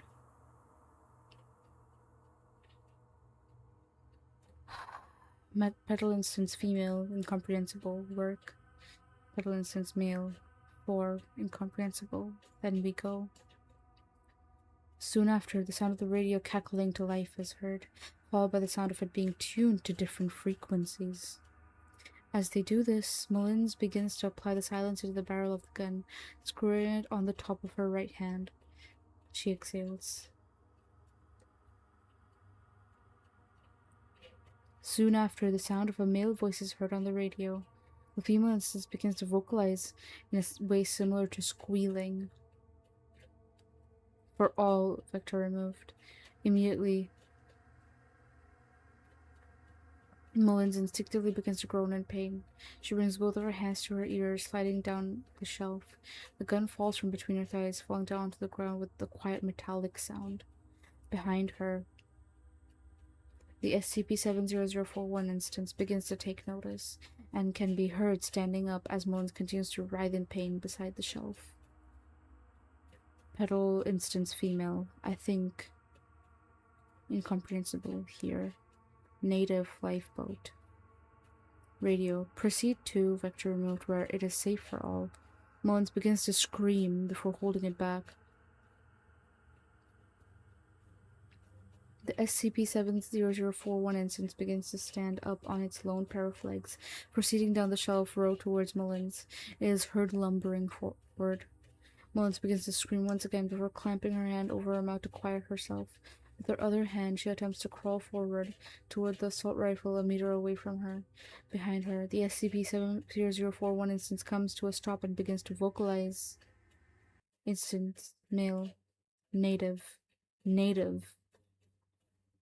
Suddenly, several quiet squeaks of air are heard behind Mullins, followed by several grunts of pain. Taking the chance, Mullins crawls forward again, taking the assault rifle in her hand and turning around to lay on her back, firearm in front. In front of her, the SCP-70041 instance is clinging to the shelf behind it, attempting to find a handhold as it bleeds from several gunshot wounds to its side, mostly on the female petal instance, which is limp. As the male instance turns to face Mullins, she points her firearm at it and fires, releasing several other quiet squeaks of air. The bullet enters SCP-70041 male petal instance's body, causing it to fall to the ground. After several strangled attempts at breathing, it goes limp. Radio. Once again, proceed to vector removed where it is safe for all. Groaning in pain once again, Mullins crawls forward, past the corner of the shelf. Navarra can be seen on the other side, signing to the radio as she groans in pain as well. Destroy it. Destroy it. Letting out a grunt of effort, Mullins grabs the radio before bashing it against the floor several times. The noise echoes throughout the interior soon after the radio stops. Fuck. Shaking her head a few times, Navarra gets up, holding her assault rifle to the side. She looks at Mullins. You good? Mullins doesn't respond. She turns her head to the deceased SCP-7004 one instant, staring at it for a few seconds. Mullins, quietly, they weren't like the other ones. They were. Mullins looks at Navarra. Thane. Navarra cocks her head to the side, pursing her lips. She begins to speak. I... Suddenly, Navarra's eyes widen. Ah, shit. Without continuing her train of thought, she moves past Mullins, moving to the door and the glass window, and the glass showing the outside. Pressing her face close to the glass, she looks both ways. Are they... After a few seconds of tense looking, Navarra sighs with relief. Good, they didn't hear anything. Glass must have contained the sound. Mullins nods slowly. Yeah, I guess. Navarra looks at Mullins for a second, then sighs. Hey, don't look at that. Look at me. Navarra removes the helmet from Mullins' head, placing it on the shelf behind them. Those aren't people, alright?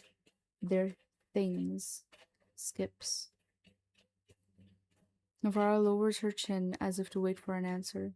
Mullins presses her lips. She's trembling slightly. Stay tough. Don't think about it. Your head will ache again, and that won't be good for anyone. You get me? Mullins tries to avoid Navarra's gaze, instead looking down at the ground.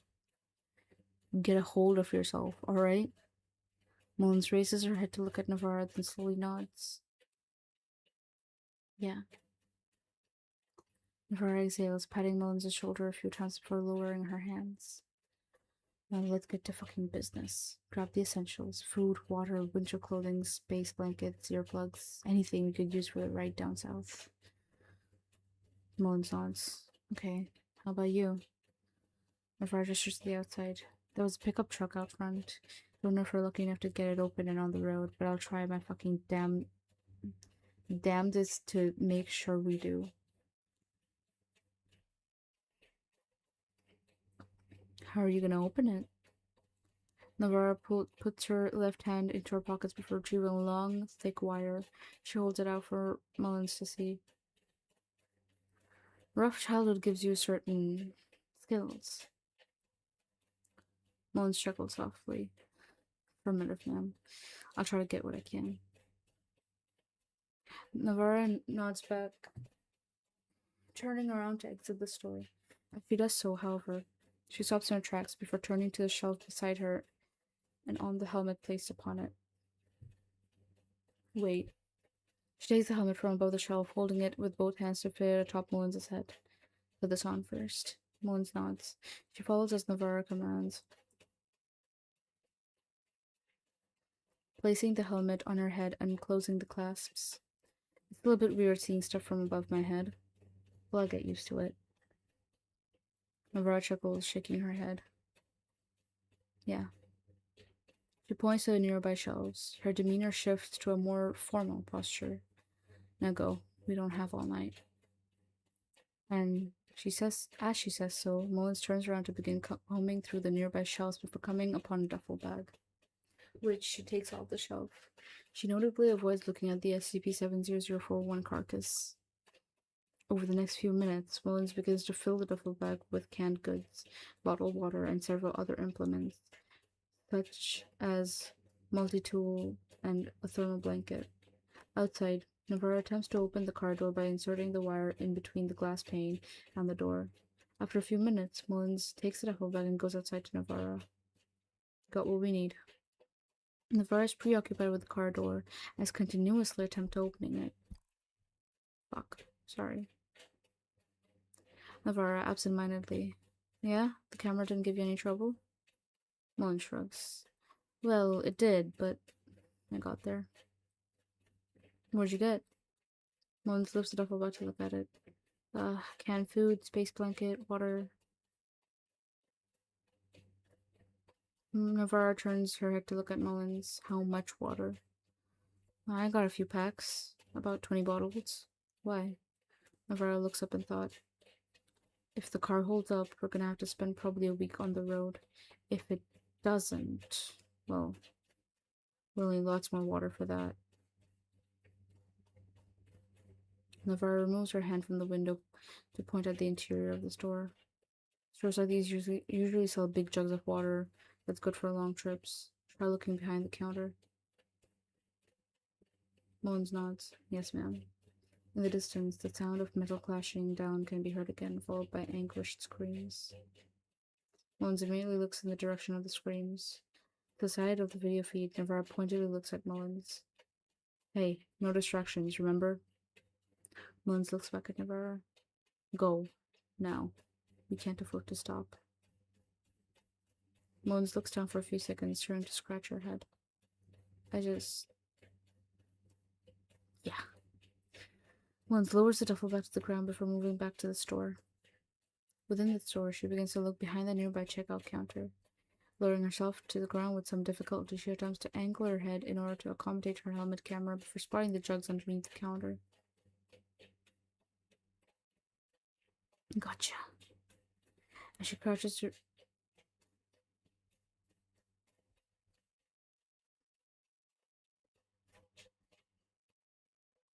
I always spook myself during these streams, bro. I always do this. I should dip now. Have fun. Thank you so much for dropping by. Well, hi, Fane. Welcome. I stayed. Thank you for staying. Wish that was me. What? Huh? Wild. I also wish that was you.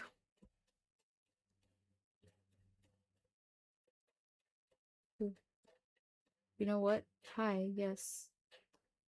Do I know? I don't think I know what. Hi, Corn. Welcome. Got here like 5 minutes ago. Was in Wilder because cooking pasta. Hi, John. Burby. Twitch captors and men.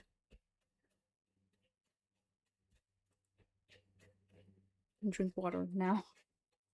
Thank you so much.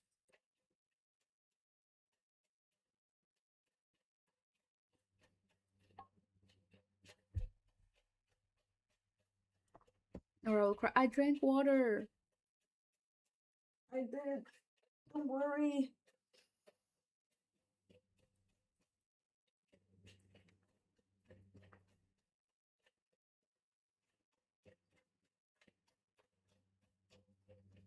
Ah, I drink the tears. I mean, I was gonna say, if you're sure it's gonna cry, at least send me a video, but like,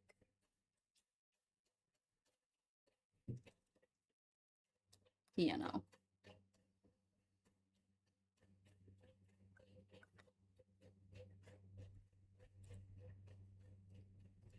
Wow, wow, wow, wow, wow, wow.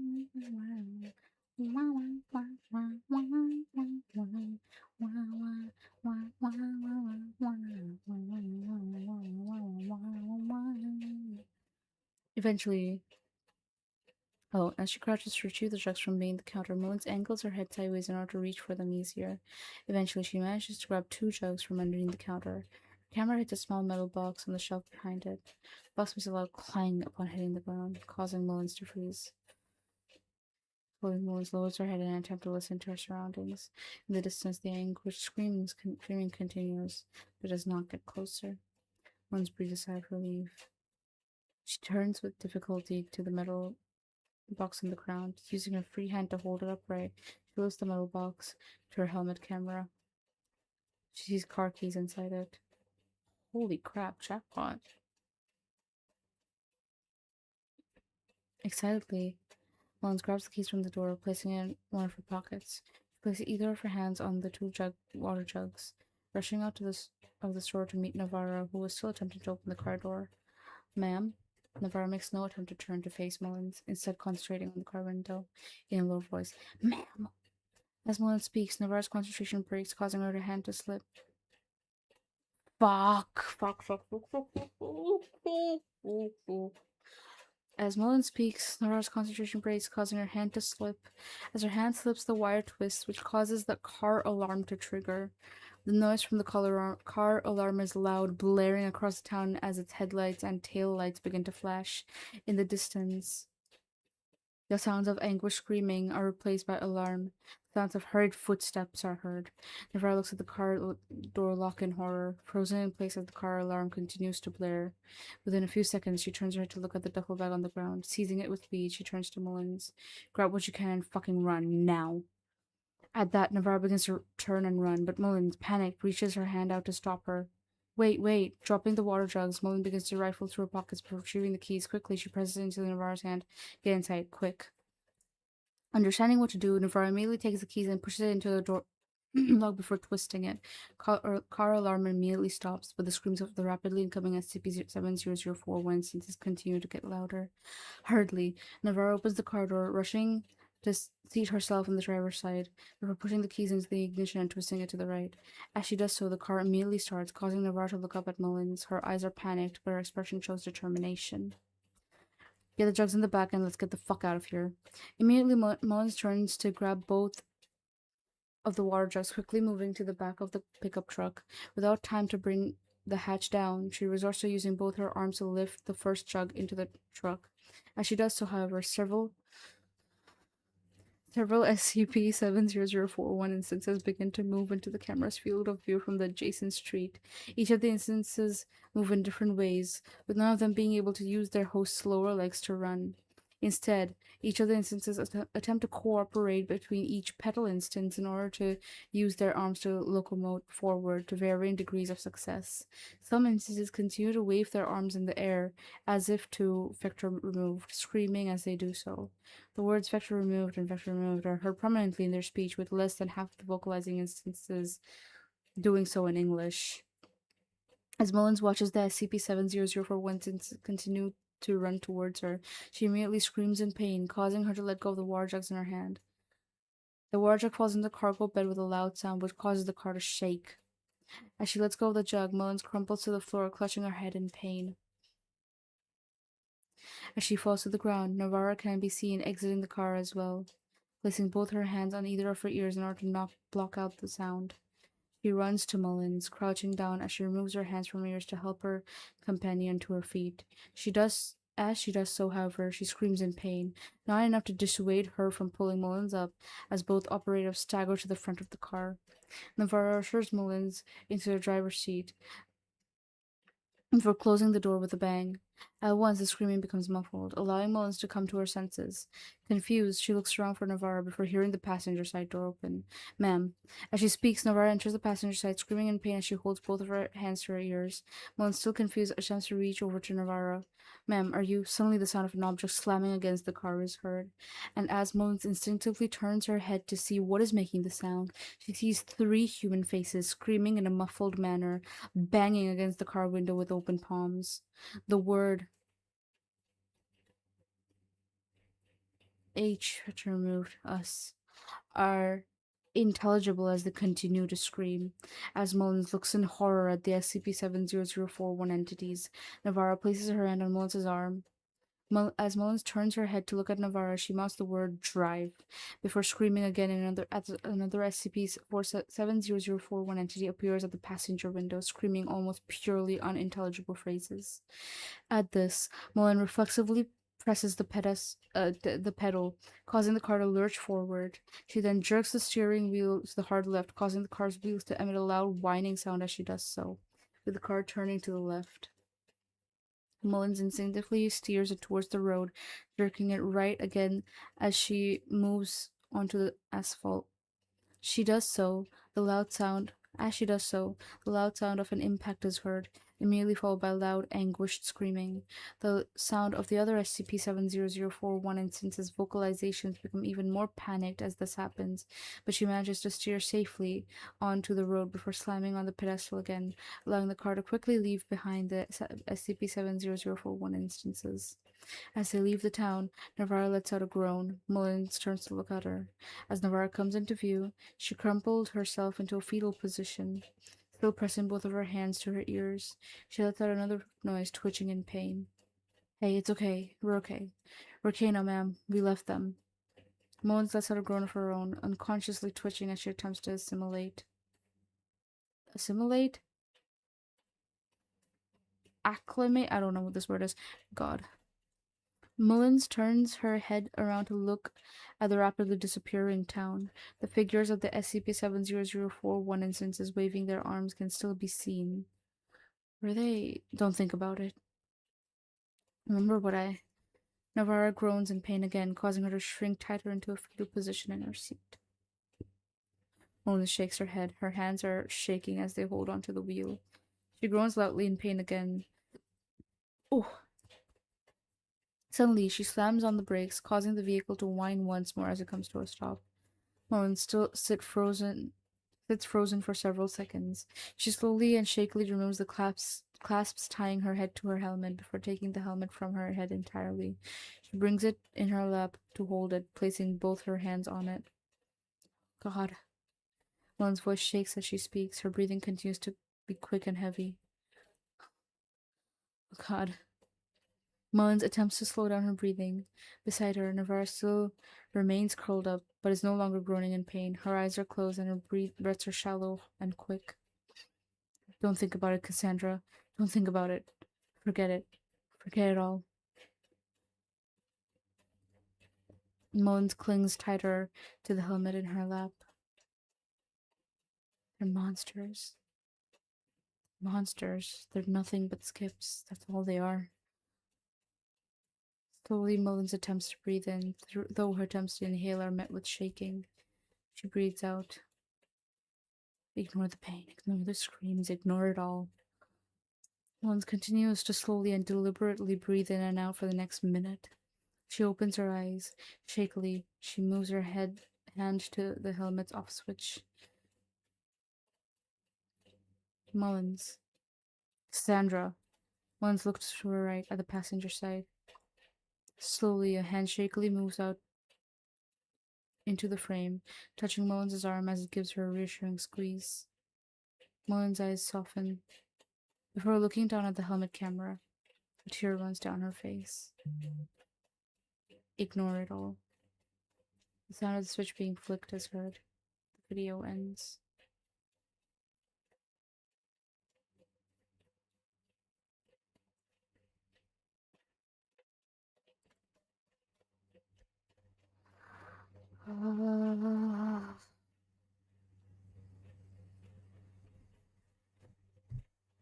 Oh, God.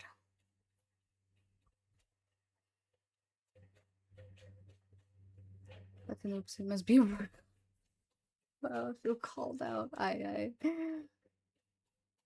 Thank you for the lurker chicken. Hello, Aristo. Hi, Rat. Taking her to barge into y'all's reading session, but I got a question growing in me. If you have a twink and he dresses real regal like a queen, does that make them a queen?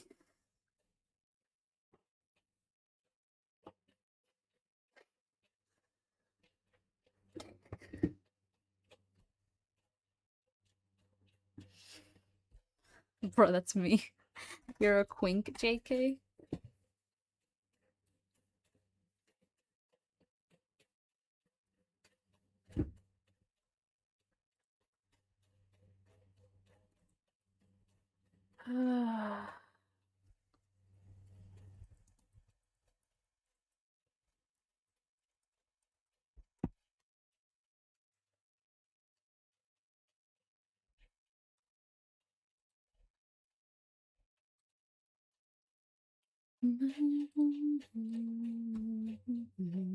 Queen K. Keto, okay. Keto scared. Huh? Wait, why are you asking me if I'm okay?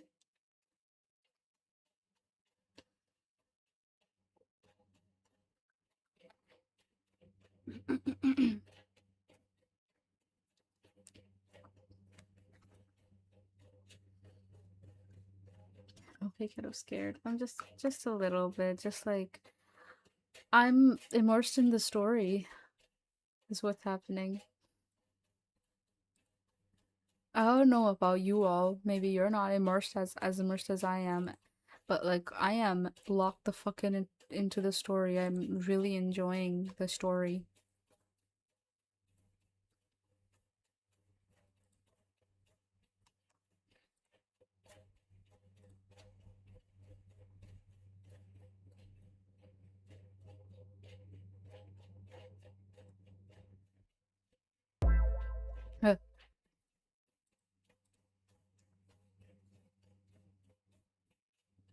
Why are you?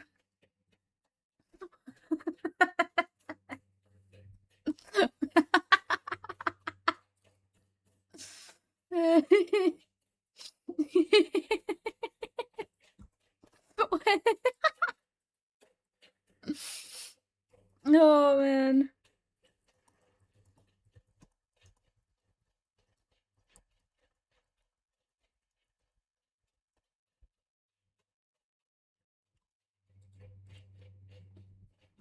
Aye, what the fuck?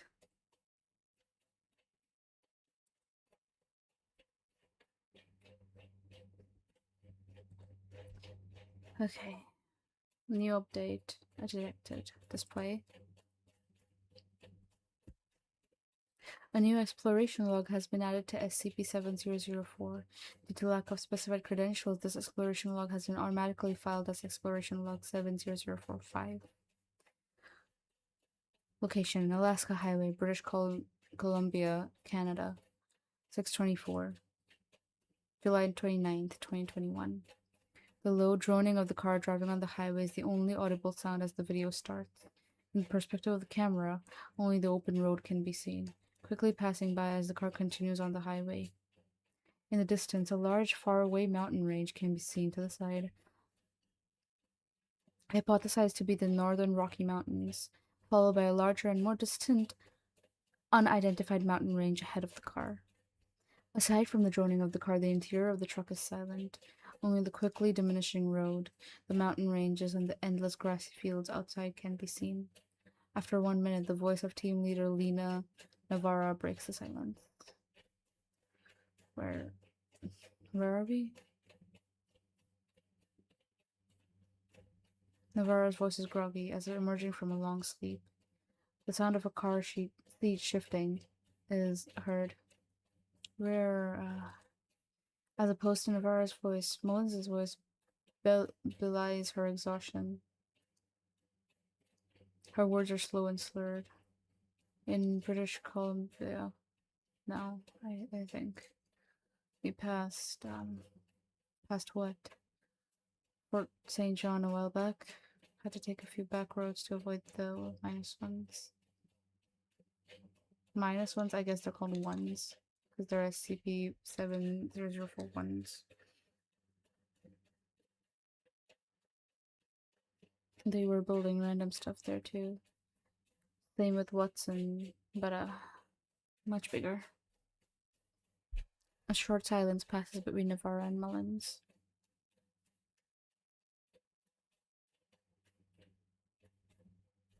Mullins, you want me to take over? What time is it? Another short silence passes as Mullins presumably looks at the car's clock. 8:29. Silence for another 3 seconds. The sound of the car seat shifting is heard again. Mullins is 6. Mullins chuckles tiredly. I guess adrenaline counts for a lot, right? I didn't even realize I was sleepy. Navarro says. Mullins, pull over. Mullins, but I'm fine. Agent Cassandra Mullins, pull over. Another silence passes. A sigh is heard. After a few seconds, the car begins to slow down, pulling to the side of the road, then comes to a full stop. The sound of the passenger seat door opening is heard. Across the front of the car, a wary Navarra moves from the passenger side to the driver's side before disappearing from view. After another few seconds, the car door opens. Mullins, get out of the driver's seat. Ma'am, it's alright. That is an order. Another silence passes. The car then silently shifts to the left, followed by Mullins crossing the front of the car a second later. Her hair is disheveled, and her eyelids seem to be on the verge of fully closing.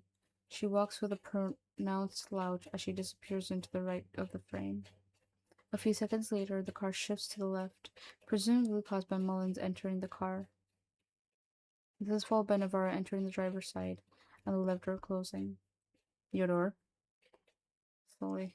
Crap, I'm sorry. The door is heard closing. A seatbelt is heard being secured. Your seatbelt, too. It takes Mullins longer to respond. Got it. The click of a seatbelt is heard to the right. A car seat is heard shifting forward, followed by the sound of the gear shift being pulled back. The car begins to pull back into the highway, moving again at the same speed as before. Our gas will need a top up. Already less than a quarter full. A long silence intervenes for 2 minutes. Mullins slowly conciliatory.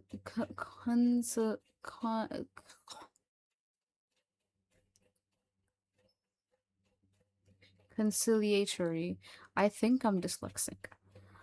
Slowly conciliatory. I'm sorry, Lena. Sorry. Why? For screwing up. Hi, Ken. Welcome, welcome. Who went insane? Me, bro. I'm always insane. Hi, Philippa. Welcome.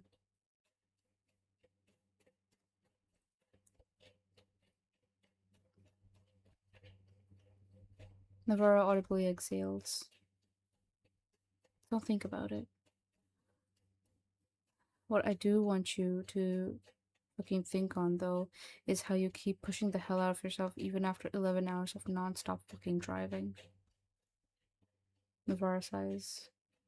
Mullins, you may have fucked up back in Watson Lakes, but that doesn't mean you have the right to push yourself to the brink of fucking death just to make it up to me. You got unlucky, and that was it. You don't need to hold yourself up with atoning. Another silence intervenes.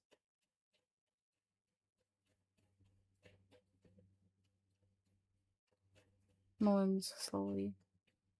It wasn't non-stop driving. I stopped for 2 hours, ma'am. Just outside of Fort Nelson. And that's supposed to compensate for spending the next 8 hours on the road? I didn't want to wake you. Navarro sighs. Silence for 10 seconds. For quieter. And get some sleep, Cass. You deserve it. Cass? Navarro doesn't answer for a few seconds. I said, get some rest. We still have a long fucking way to go. Silence for another 30 minutes, save for the constant low drone of the car. 15 minutes in, the car comes to a stop. 15 minutes in, the car comes to a stop. The sound of a bag being taken is faintly heard, followed by the opening of a zipper. The sound of fabric being unfurled is heard in the background. Mullins groans quietly in her sleep. Navarre quietly there. Soon after, the car begins to move again. 2 minutes after, as Navarre continues to drive forward, the faint outline of a house under construction on the side of the road is seen. What the hell is... As Navarre gets closer, several more houses are seen on the side of the road, all constructed a fair distance away from each other, but all in varying states of progress. Soon, as the car comes close enough for Navarre to look closer,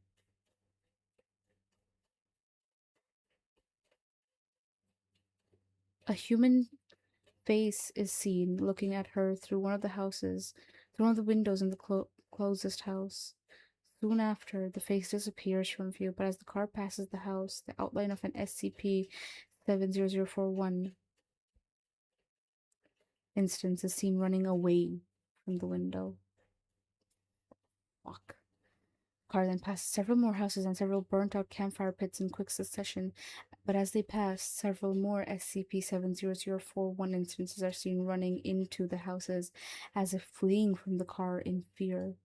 Some are even dropping grocery bags as they run inside or attempting to protect other instances as the car passes, demonstrating spectral removed, with the previous behavior seen in other instances. Alarmed at the quantity of SCP-70041 instances surrounding the road, Navarre starts speeding up the car, quickly leaving the village behind. Beside her, Mullins stirs but does not wake. It takes a few minutes for Navarre's breathing to relax. 10 minutes after, the sound of beeping interrupts the silence. A robotic voice quietly speaks. GPS on. Positioning your vehicle. Please stand by. Silence for another several seconds. A series of beeps are heard, possibly Navarra tapping on the screen. Calculating the distance to Edmonton. Please stand by. Another silence intervenes. The sound of Mullen's quietly snoring is heard. The seat is heard shifting from the driver's side. Edmonton is 500 kilometers away. Estimated time of arrival is 5 hours and 50 minutes.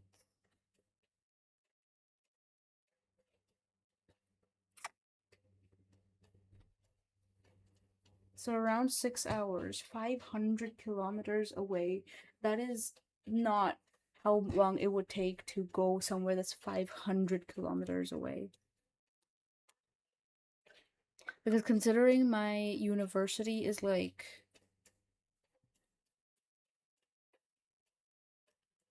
24 kilometers away from my house and it takes me an hour.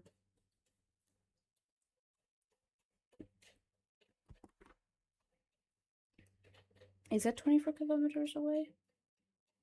Hold on.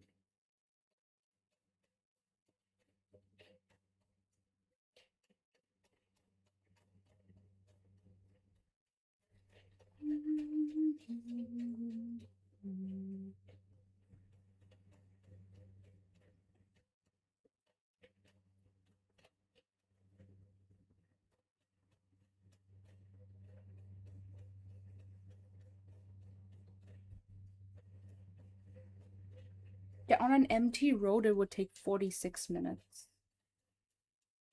25 kilometers away. On an empty road, completely empty, devoid of traffic, it would take 40 minutes, 40 to 45 to 50 minutes probably. So,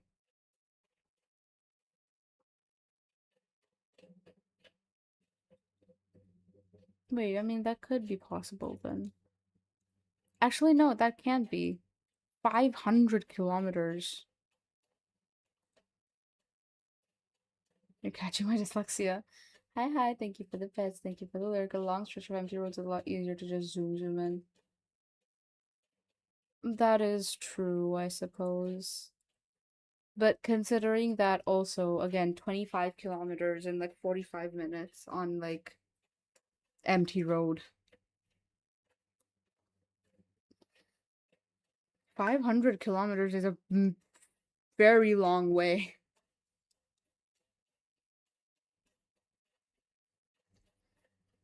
Also, could you guys give me like one itty bitty moment? Maybe that's still an urban area, I imagine. Kind of. Anyways, I'm gonna take one itty bitty moment. I'm gonna go to the bathroom real quick. BRB, I'm gonna play music for you people. Or no, not music. I'm gonna play creepy ambience just so you're creeped out. Or do I want to play creepy ambience? I don't know. I'll play it for now, and when I come back, I'll turn it off.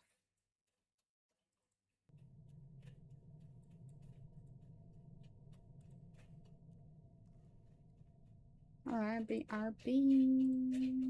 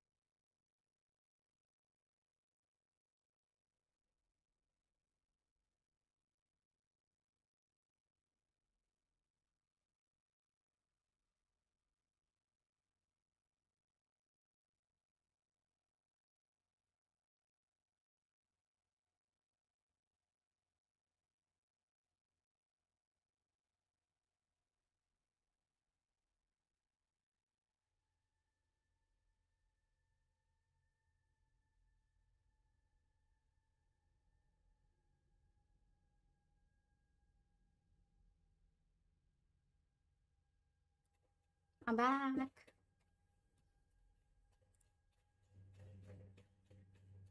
Take your time, shakes you lovingly. Thank you for the pets. Rehydrate now, thank you.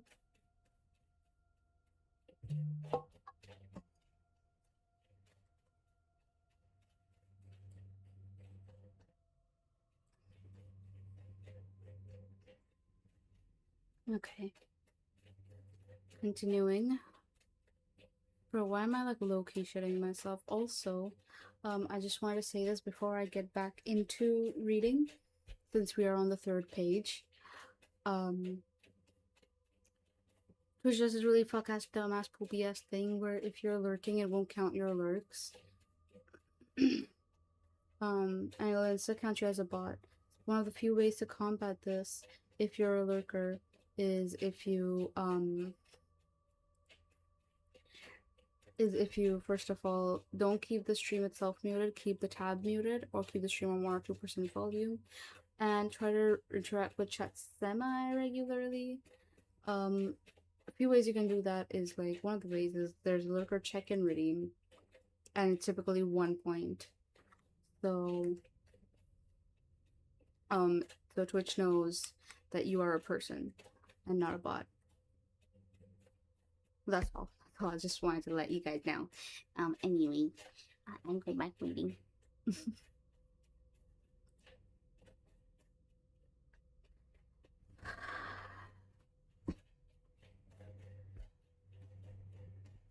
Navarro says, from your current position, Edmonton is to the southwest. From your perspective, it is to your front.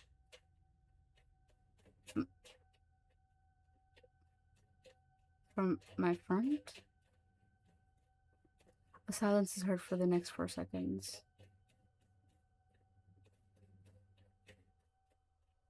Oh my fucking god. Immediately the car comes to a stop. The sound of a car door is heard opening, followed by Navarra emerging into view, holding a pair of binoculars. She is seen attempting to view the distant mountain range. After a few seconds, she lowers it. A look of shock can be seen on her face. The sound of a car window opening is heard.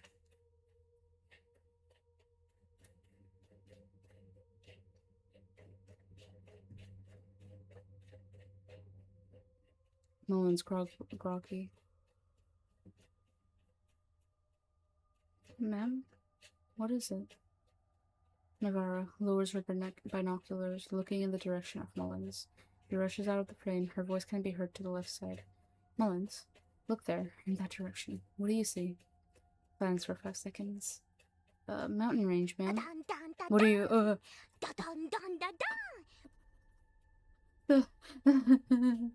Bro, jump scare. Thank you so much for the follow. The big heart. The big... The what bat? Hi, welcome. Hi, I'm Venom Caramel. You're under Vampire Cat Girl. How did you find me? I would love to know. We are currently reading SCP-7004. Beep boop, I am a bot. I knew it. No wonder my friend said you speak like an AI. Thank you for the stretch. Thank you. Whatever the kitty has. I've got Mountain Dew, Monster Water. You can take your pick. Wow. Thank you for the stretch. Oh god, sorry. I'm sorry.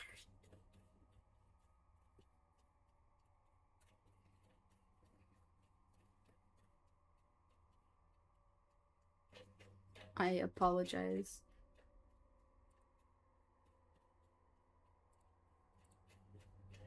Water? Okay. Thank you for hydrating me.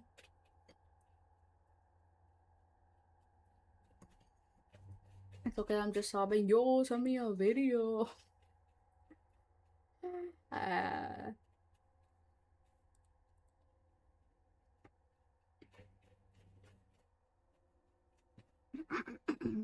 This is funny for me to say I have seen you cry before. So one day you're gonna say that I will actually send you a video. Bro, I wasn't even telling you though. Oh my god, so many people I like are just starting their streams. Ah. Also, you know, I'm not gonna lie to you, it feels late in the evening or like around 10 p.m. at night when it's actually much later than that.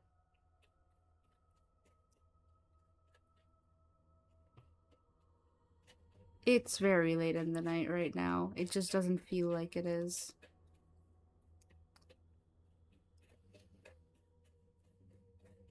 Because just sat here chilling out.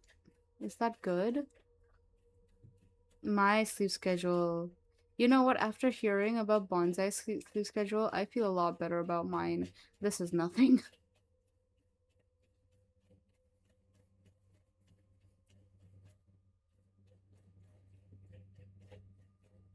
I can't even flame yours anymore. That was bad. Exactly. Exactly. Listen, I love the dude very much. Love him to death, to bits, but Jesus Christ. I miss bullying him.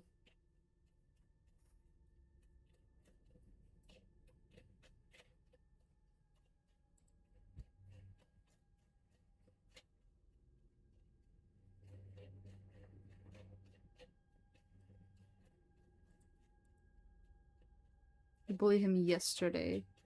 How do you miss it already?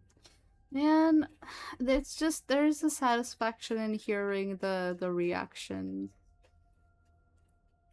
And he particularly has really funny reactions. He's just like whenever I say some bullshit, he has this like this very obvious confusion in his voice. He's like, "Huh? What?" I love listening to it. It's so funny. I'm subscribed to your YouTube and found out you were streaming. The big herbator. Hi, thank you so much for the follow then. Thank you for following over on Twitch. I really do appreciate it. I'm actually streaming over on YouTube too. So feel free to pick whichever platform you prefer.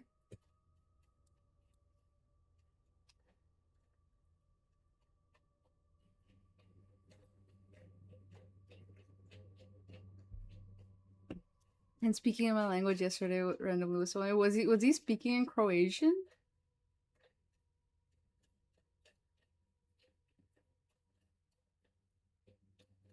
I just don't understand. She was just losing her shit. It was cute. Listening to that little bit was cute. Just you like just snorting after hearing that and him like, oh shit, I forgot you understood that.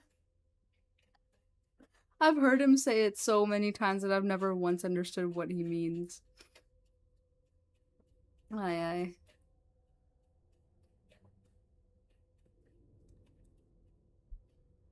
Ah. Translated for you. Yes, translated for me. Pull up Google Translate.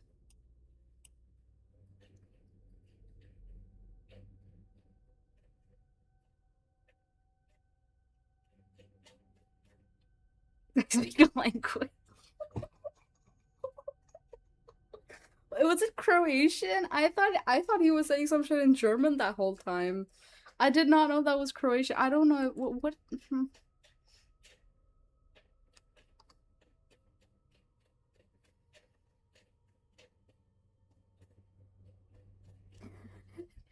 the thing I was giggling at, like a madman, was Croatian. Yeah. Oh, or at least a similar Slavic language. I see. I see.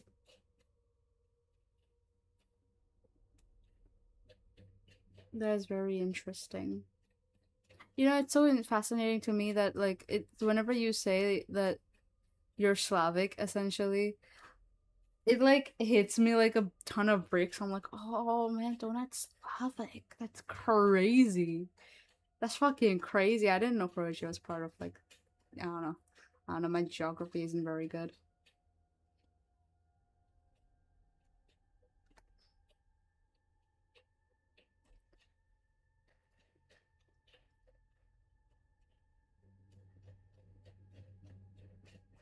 New slots. What? Anyways, I'm gonna read.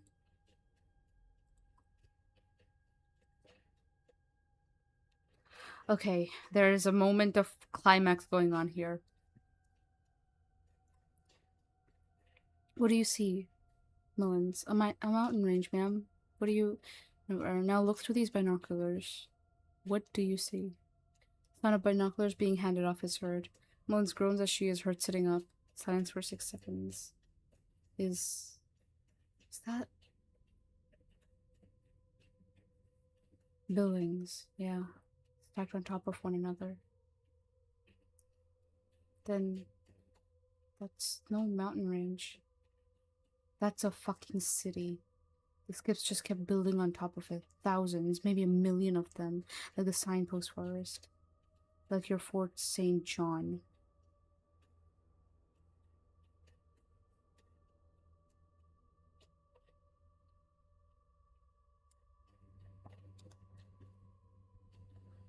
The buildings. They don't look like ours. Like what we're familiar with. Plus, that's got to be 1 kilometer high at the least. Yeah, exactly.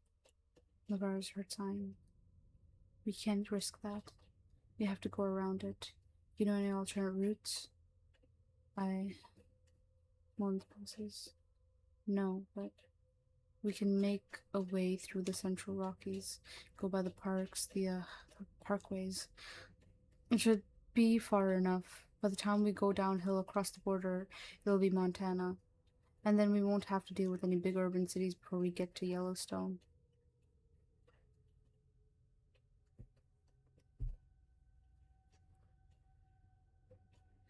Bro, the moment of from your current position, Edmonton is to the southwest. From your perspective, it is to your front.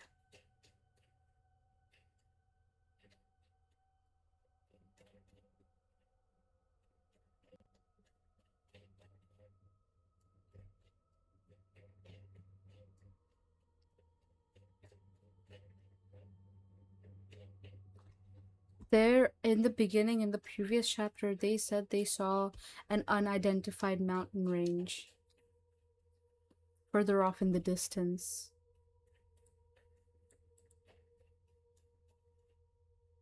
Oh my fucking god.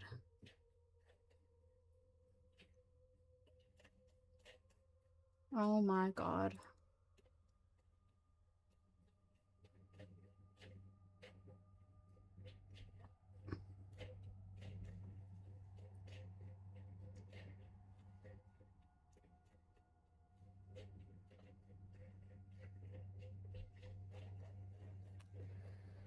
We got a plan then. I don't know if we have enough gas to do it, but let's hope.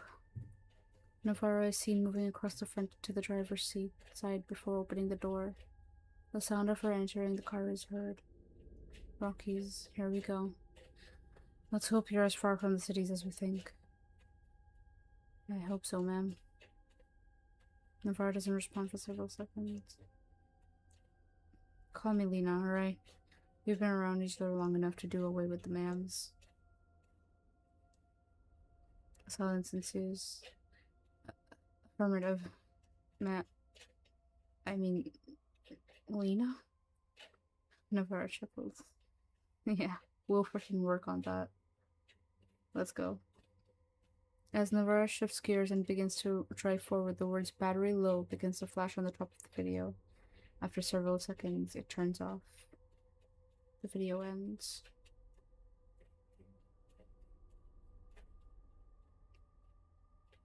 29 July 2021, a series of short videos have been added to SCP-7004. As these videos have been taken in close succession, all of them have been combined and classified as Exploration Log 70046. Ice Fields Parkway, the Central Rockies, Alberta, Canada. 10:24, GMT-6. They were in -8. July 29, 2021. The video begins with a truck ascending a steep road, possibly moving up a mountain. Unlike the last video, the camera seems to be held by Agent Cassandra Mullins, who then points the camera at team leader Lena Navarro. Conserve the battery on that thing. You got lucky scoring it back in Watson Lake. We don't know if we'll have that same luck again. Navarro sighs. And we'll still need gas. Navarro seems to be concentrating on driving the vehicle, with her body language denoting a tense demeanor. Ooh, easy does it. As the pickup truck continues to move forward, Mullins points the camera away from Navarro and to the window at the back of the vehicle, towards the cargo bed. A massive grey collection of buildings can be seen in the distance, with many seeming to equal the altitude of the vehicle itself. It extends nearly across the horizon, vanishing past the line of the surrounding mountains. That's Edmonton, over there. We don't even know how far it goes. Mullins points at the city, which seems to have grown since the last exploration log hours. Even from the distant standpoint of the camera's perspective, the grey color of Edmonton appears to encompass nearly the entirety of the view of the back window. Massive buildings are stacked on top of one another, constructing in seemingly illogical ways. A tower can be seen diagonally sprouting from a larger rectangular building, while a spire seems to jut dangerously from the top of another building further up. As Mullins allows the cameras to dwell on Edmonton, Navarro begins to guide the vehicle onto a flatter road. She sighs with relief as she does so. I'm glad that's fucking over. Navarro momentarily chuckles with relief. Mullins points the camera at her, which prompts Navarro to finally look directly at the camera as she allows herself to recline. We're hoping further south will be a bit better, especially in Montana, but we aren't counting on it. If Edmonton's already this big, who knows how large Calgary would be. Navarro's gaze lingers on the camera for another few moments before looking back to the road. Alright, turn that thing off. Save the battery.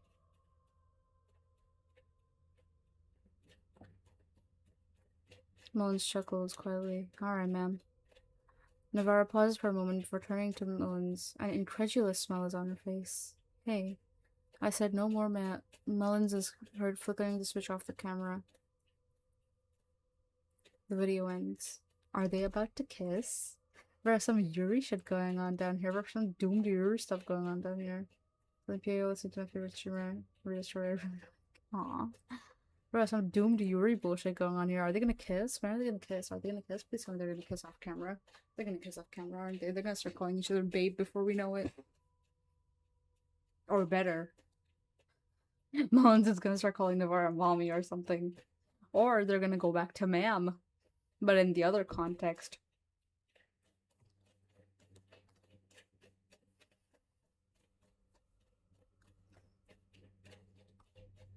Bro, what are you thinking of? Location Icefields Parkway, the Central Rockies, Alberta, Canada. Time 10:54 GMT 6, July 29, 2021. As the video begins, the tall peaks of the nearby mountains lining the Icefields Parkway are seen dominating the view. The vehicle continues forward at a constant pace, passing undisturbed forests and meadows. Though the weather is cloudy, with a distant fog occluding the peaks of the mountains from view, a large amount of the natural scenery can still be seen. Pretty view, hmm? I assume you've gone through here before? Mullins chuckles. You haven't?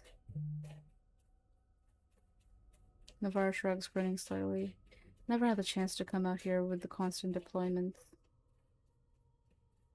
The vehicle continues to move forward, but after a few seconds, Navarro begins to cause it to slow. Navarro puzzled. Wait, the hell? What the hell is... She points at a spot on the windshield. Mullins. What? As the car approaches, a scattered group of 5 SCP-70041 instances, all of which are covered in thick blankets, are seen running in the opposite direction from where the car is going. 2 are attempting to use their arms to protectively cover the others, which are composed purely of roughly 10 juvenile petal instances between the other 3. between the three other entities. The juveniles strain their necks to watch the car as it passes before being hurriedly ushered away from the car and the road by the two other instances, which are made out of almost purely adult petal instances. What the hell are they doing? They're running. Running away. From what? Suddenly, Mullins' attention is drawn to something in front of her.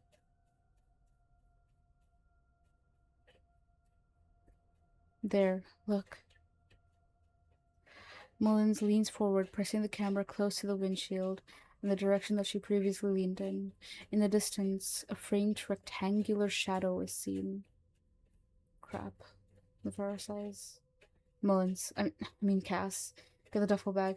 Take the earplugs out now. The video ends. Location: Icefields Parkway, the Central Rockies, Alberta, Canada. 11:10 GMT-6, July 29, 2021. As it starts, the video feed shows multiple large buildings leering over the mountains, quickly being added by thousands of SCP-70041 instances. Like with Edmonton, the buildings have been constructed in a bizarre manner, with some structures branching out from others, and others even penetrating into and emerging from the mountains. As the vehicle continues to coast forward, a large glass skyscraper-like building emerges from the fog, laying down on a mountain peak to encompass the space above the parkway onto the peak across from it. Navara quietly. Calgary.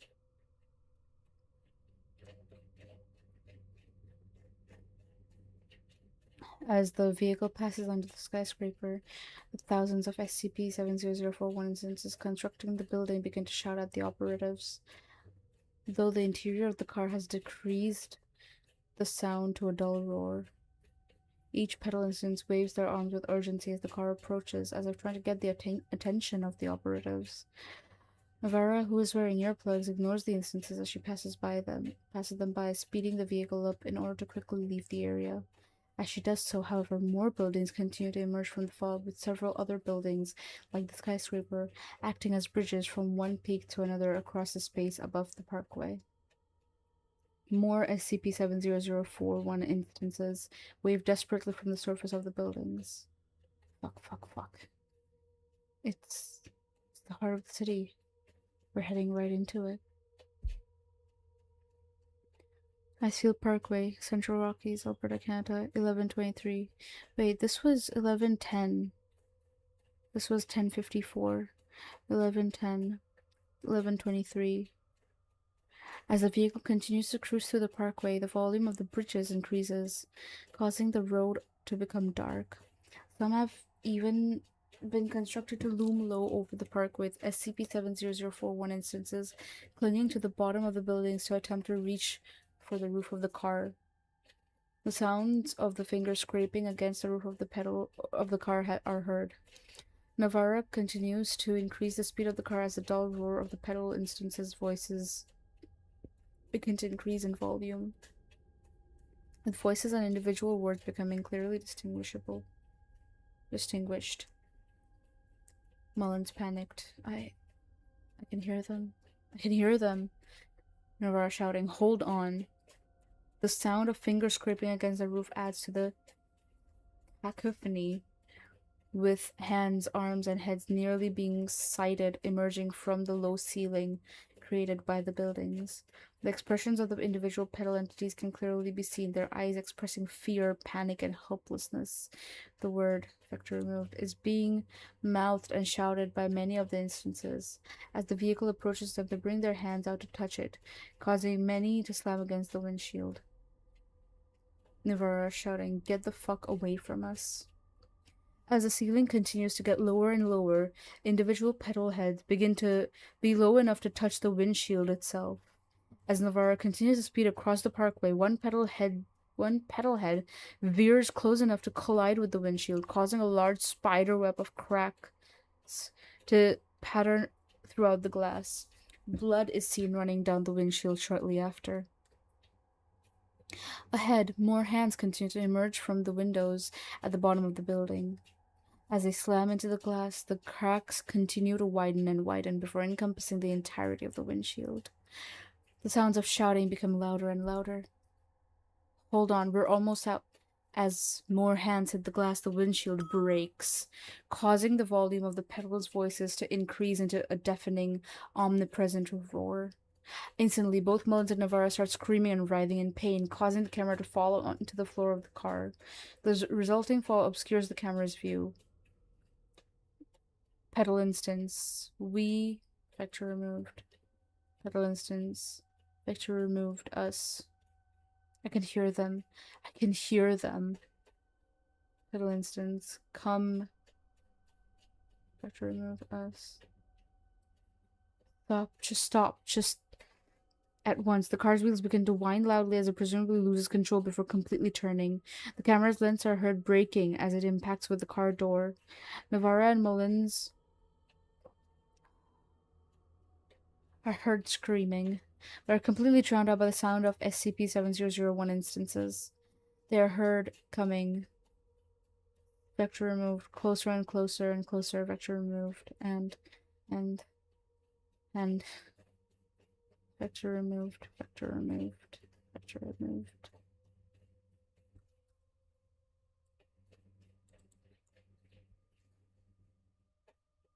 Glasses heard breaking. Navarra. Can you tell us where we...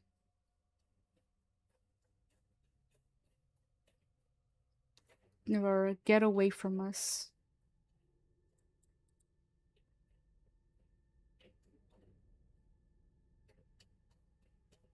Cass, get the fuck up. Cass!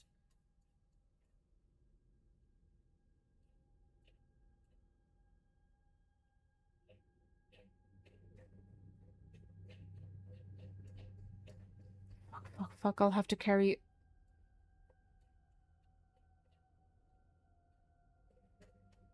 Fuck. Oh god, I can't. My head.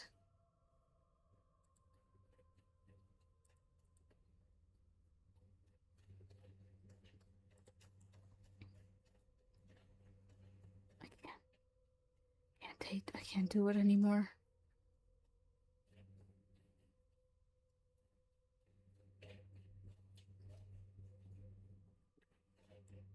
Error.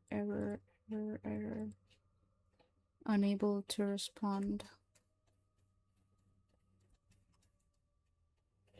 SCIP net not responding. CIP net not responding. CIP net not responding. Not responding. Not responding. Not responding. Not responding. Not responding. Not responding. Crash imminent. Crash detected.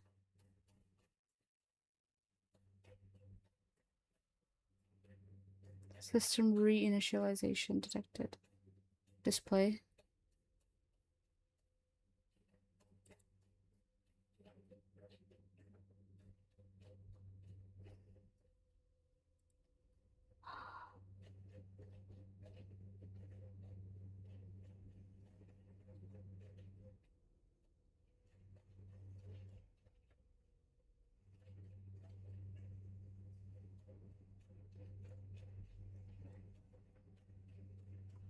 Like, okay, Yuri, fair enough. Where did the mommy come from? I am watching, but I was eating. Thank you for the lurker check-in. Hi, at work, so no sound. Stopped in to say have an amazing stream. Bye. Bye. Thank you so much for dropping by. Water. Thank you.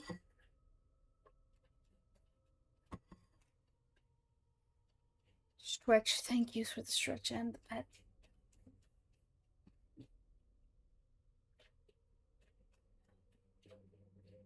I think I know what vector removed means. Could you DM it to me anyways? Because, like, I don't want to be wrong.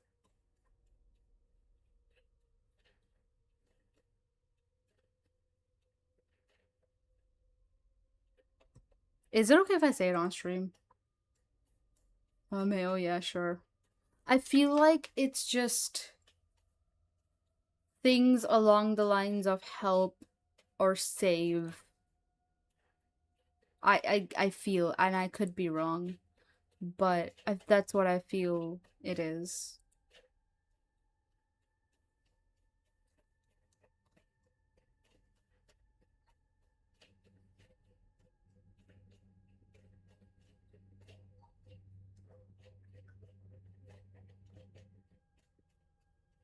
Whenever it's are you not asking the exact word?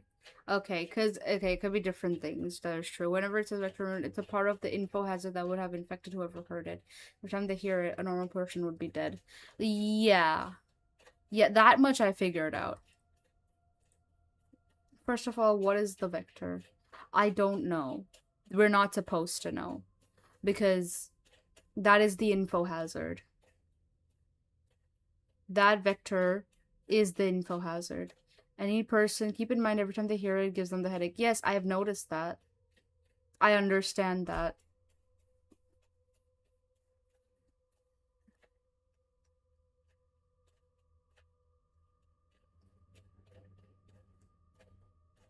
Every time, because these SCPs, these SCP-70041 instances, are supposed to, like, they're supposed to essentially say certain keywords, certain vectors, essentially, that if people hear, and it's like an info hazard, right? So if you just gain the knowledge of it,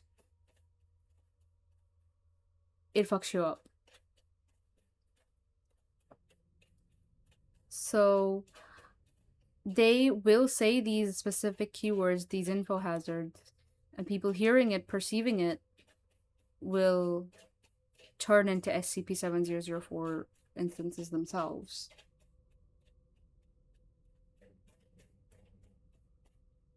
And one of the symptoms that people go through before turning into it is intense pain. Intense abdominal pain, one of them is, I'm pretty sure.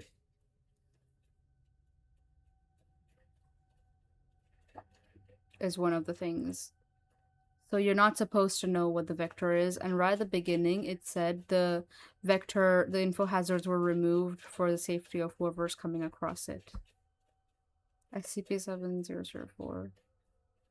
Reinitializing. System reinitialized. Date, August 23rd, 2021. Time unknown. Scanning for non-functional system components. CIP-net AHS automatic hazard scanning. Offline. All other system components deemed functional. Searching for user signals. Auto transcriber signal found. Location, Yellowstone National Park, Wyoming, USA. SCP-2000 containment site. Establishing connection. Connection established. Displaying feed. The food,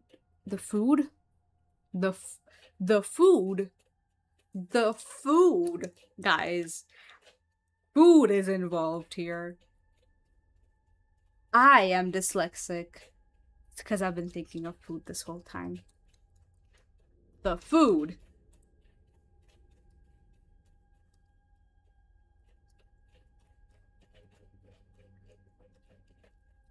Someone's hungry. I am. I am gonna be making a sandwich later on after stream. Because I would do it middle of stream and like chat with you guys. But I would rather do it after stream because it's gonna take a while. It's gonna be a while. Did I eat? Go eat. Go. Get out. Get out of here. The video begins in darkness. Outside, the muffled sounds of boots scraping against the ground are heard. They are heard echoing into the surrounding room, suggesting a moderately large interior space.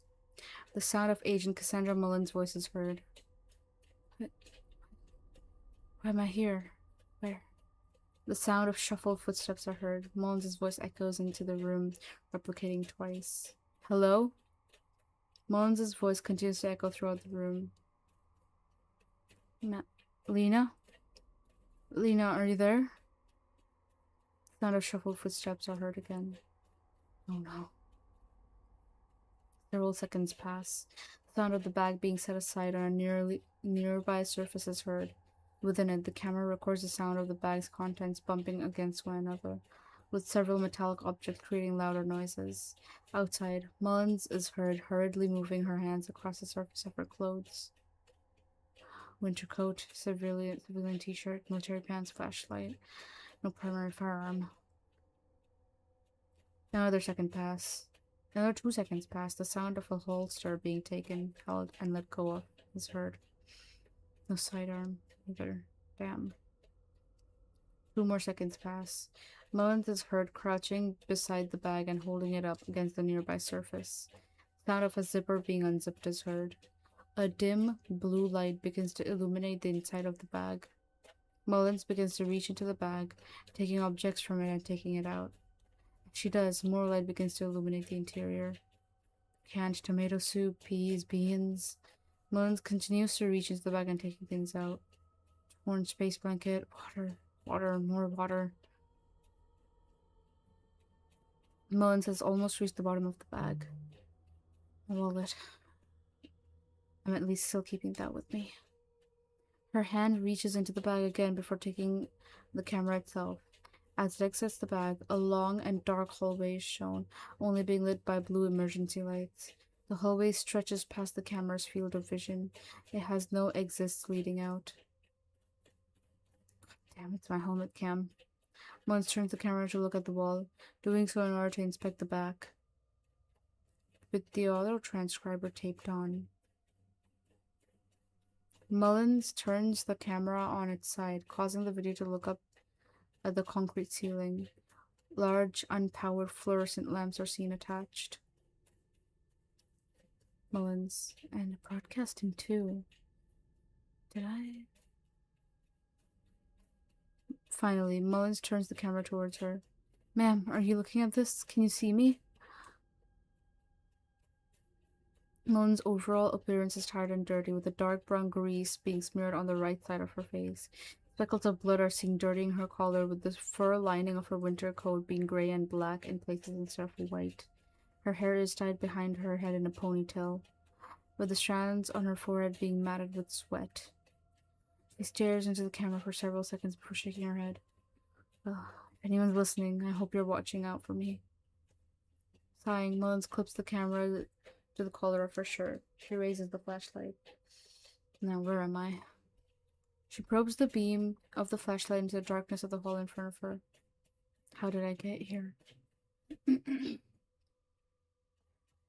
Crouching down, Mullins quickly places all objects she took out from her bag into it. As the camera pans over the bag, it can be clearly seen that it is the brown molly from earlier logs, although dirtied, torn, and tattered in places. She flings the bag over her shoulder. Alright, let's get to business. Over the next few minutes, Mullins begins to walk deeper into the long hallway, with the only sound in the interior being her slow, echoing footsteps. After 3 minutes, a door can be seen to the left. Mullins turns to it, beams the flashlight to the surroundings of the door. The words "Maintenance Tunnel" are written on a sign located above it. Turning away, Mullins beams the flashlight down the long, dark hallway, which continues on past what can be seen. Mullins turns to the door again. She takes a few seconds to look between both paths, considering which to take. After a few seconds, she sighs. Road less taken, I guess. Slowly, she reaches out to the door's knob, turning it quietly as she opens it. As soon as the door is ajar, she quickly yet quietly moves into the room, checking the corner behind it. It is empty. Turning around, she checks the rest of the immediate area. The only things she sees are pipes of an indeterminate purpose attached to the walls, and a metal staircase leading down.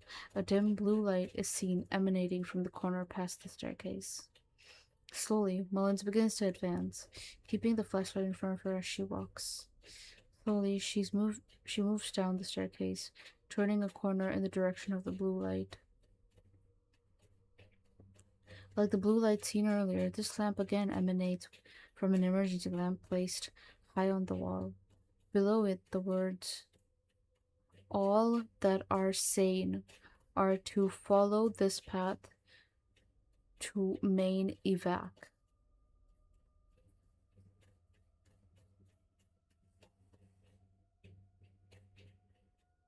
Are untidily scrawled on the wall with the white chalk in a manner similar to the writings of a small child.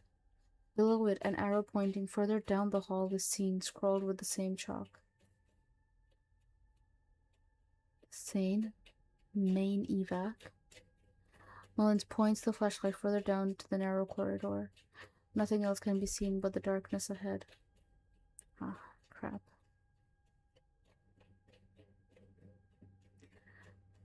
Slowly, Mullins begins to walk forward again, keeping the flashlight in front. Her footsteps continue to echo through the hallway. After several minutes, a second pair of feet are heard echoing throughout the chamber, keeping pace with Mullins. However, she does not notice this, instead walking forward for the next several minutes. The footsteps keeping an almost perfect pace with Mullins, though one seems to drag, like that of a slight limp. Ahead, another blue emergency light can be seen, underneath of which can be seen another note written again in chalk. Interested, Mullen begins to increase her pace. The footsteps behind her attempt to compensate, quietly scraping across the ground in its attempt to do so. Mullins kneels down to look at the writing on the wall. The words, "To control room, right, to evac, left. Keep any insane out. Many have already died." Keep any insane out. Many have already died. She stands up slowly. She moves backwards. What is any of this? Surprised, the footsteps behind her begin to backtrack, but are unable to keep in pace with Mullins. A loud stumble is heard behind her. What the? Turning around, Mullins brings the flashlight to bear behind her, shining light on an SCP-70041 instance, laying on the ground. It brings one of its hands up in a gesture that causes Mullins to stop. Petal instance. No, please. Incomprehensible. Don't hurt us. Unlike the other instances, which are unclothed, the instance has a large, thick, but dirty fur blanket wrapped around the region above its legs. This obscures any possible petal entities making up the instance. Aside from one speaking, this particular instance resembles a 13-year-old girl with matted blonde hair and a face smeared with ash, its expression showing pure fear. What are you? Petal instance. No, please, don't. Incomprehensible. Don't hurt us. Mullins is unable to speak. She stares at the SCP-70041 instance, shaking her head slightly in disbelief and shock. No. No, no, no, no, no. Petal instance. We came only for incomprehensible safety. Just safety. For us. The petal instance speaks in an indeterminate and alien accent, but the fear in its voice is apparent. It shakes as it speaks. Hi. Hi. We only followed what was incomprehensible. What they said on the radio. Mullins begins to raise her voice. Who? Who? Petal instance, incomprehensible. The man. The man on the radio. The Foundation man. What he said, incomprehensible. Foundation. I don't understand. It was everything they said. Incomprehensible. It's so dangerous out there. Comprehensible. So horrible. We cannot go back. The insane, incomprehensible. They will kill us. Mullins, shell-shocked. My head doesn't hurt anymore. and hear everything you have to say. Everything. With difficulty, the SCP-70041 instance begins to move forward, crawling on its knees despite the weight placed upon them. It begins to cling to Mullins' ankle while still keeping the blanket around its neck with its other hand. Tears run down its face as it tries to plead. It was everything they said. Please don't take us back. Please do not hurt us. I have my brother, sister here with me. They are only children. Please. Mullins, shell-shocked. Wait.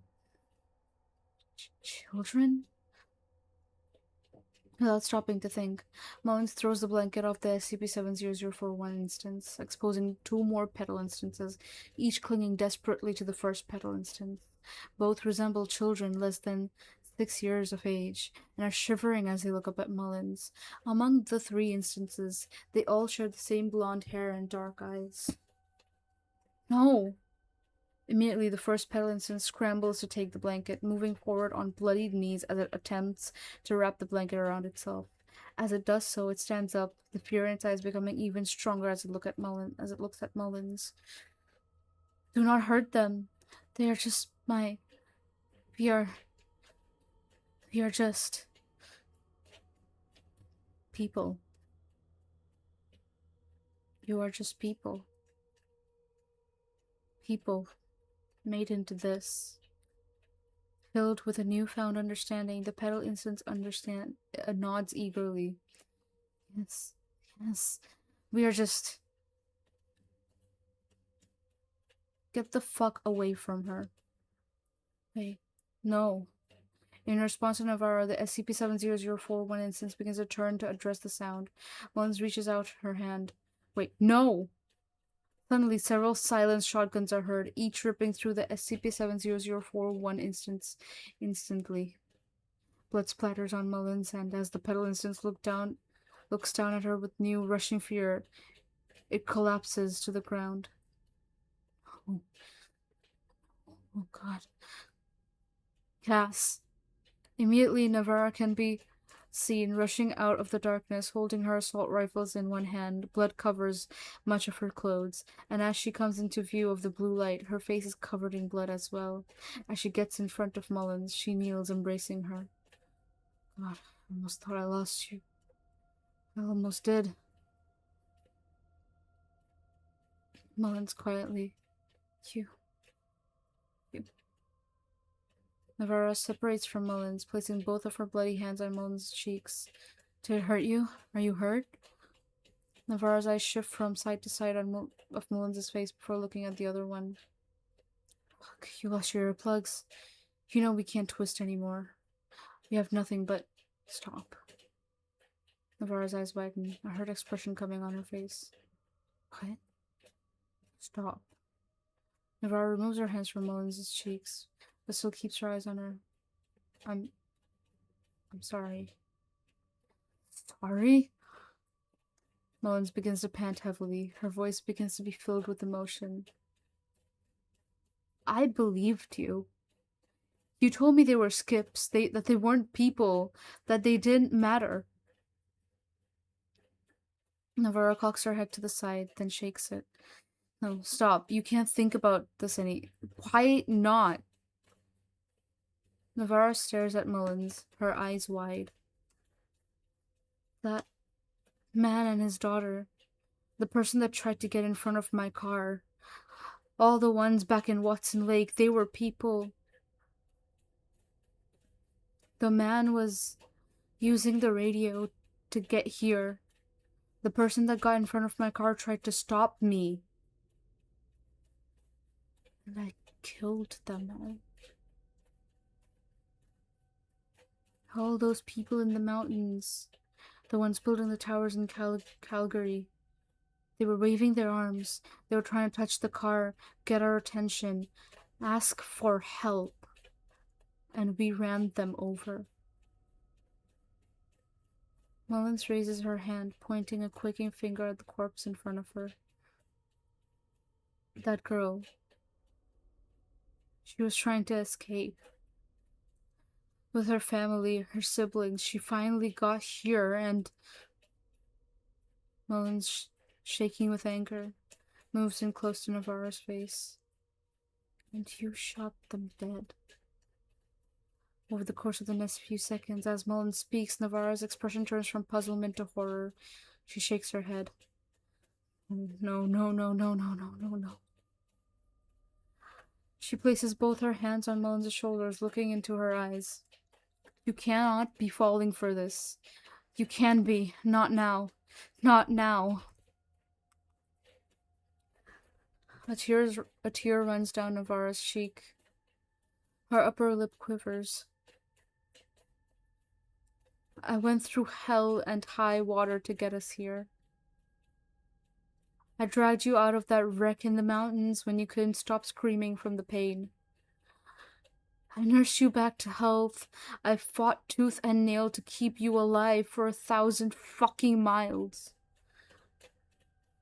Navarro shakes Mullins violently by her shoulders. She gnashes her teeth as she does so, while tears begin to run down her cheeks. You will fucking fight, you hear me? You will keep going and forget. You'll be right by me and we will fucking end this because... Navarro exhales and her shoulders deflate. At once, she goes from being at the height of rage to looking completely defeated. Because you're the only one I have left. She looks up at Mullins, her tears casting clear paths on the dried blood on her face. Which is why I need you to fight. Please. Navarro's lips continue to quiver. Please. A long silence passes between the two as they stare at each other. Please promise me something, Lena. Navarro looks at her, moving her face close to Mullins's. When you get out there and end this thing. Mullins stands up with Navarro following suit, nodding along as Mullins speaks. Her expression is hopeful as she listens. Mullins holds Navarro's hands and squeezes them. Do it for them. She looks back at the SCP-70041 corpse behind her. She turns to Navarro, the latter's eyes begin to whiten. Navarro, no. Stop. Because, honestly, Mullins' eyes begin to tear up, as if realizing the gravity of what she's about to say. Slowly, she removes the camera from her shirt collar, pinning it to Navarro's. Navarro looks up at her, horror crossing her expression. Cass. No. Mullins smiles. Despite this, tears can be seen welling up in her eyes. Navarro places her hands on Mullins' cheeks. She is shaking her head, muttering as if in denial. Navarro desperate. Stop thinking about it. Stop! Mullins breathes in deeply. Lena, you're just... Suddenly, Mullins begins to heave, as if wanting to vomit. Her eyes continue to stay on Navarro. Mullins more violently dry heaves again, moving her right hand up to her mouth as she begins to move back. I'm sorry. Immediately after, Mullins vomits a large amount of blood, staggering further back as she does so. As she moves her hands down to her abdomen, she begins to scream in agony. A long, ripping sound is heard from Mullins' abdomen, followed by a slow trickle of blood from between her fingers. She continues to scream as this happens. Then, as Mullins looks down at her body, the discernible shape of a bloody arm beginning to pry itself from between her hands. This arm then begins to cling to the side of Mullins' abdomen, using it to pull itself out, revealing another arm. As Mullins screams, a voice is heard from the large gaping wound in her abdomen. The word "help us" can be heard prominently. Slowly, as the wound widens, a human head resembling that of a female emerges. Its long hair is matted with blood, clearly covering her eyes as she looks straight at the camera. As she continues to emerge, the petal instant screams in anguish. Using her arms to push herself up against the surroundings of the wound, this causes Mullins to fall to the ground with the added weight and force, causing her to scream loudly again as she continues to bleed profusely on the ground. Soon after, her head and body goes limp.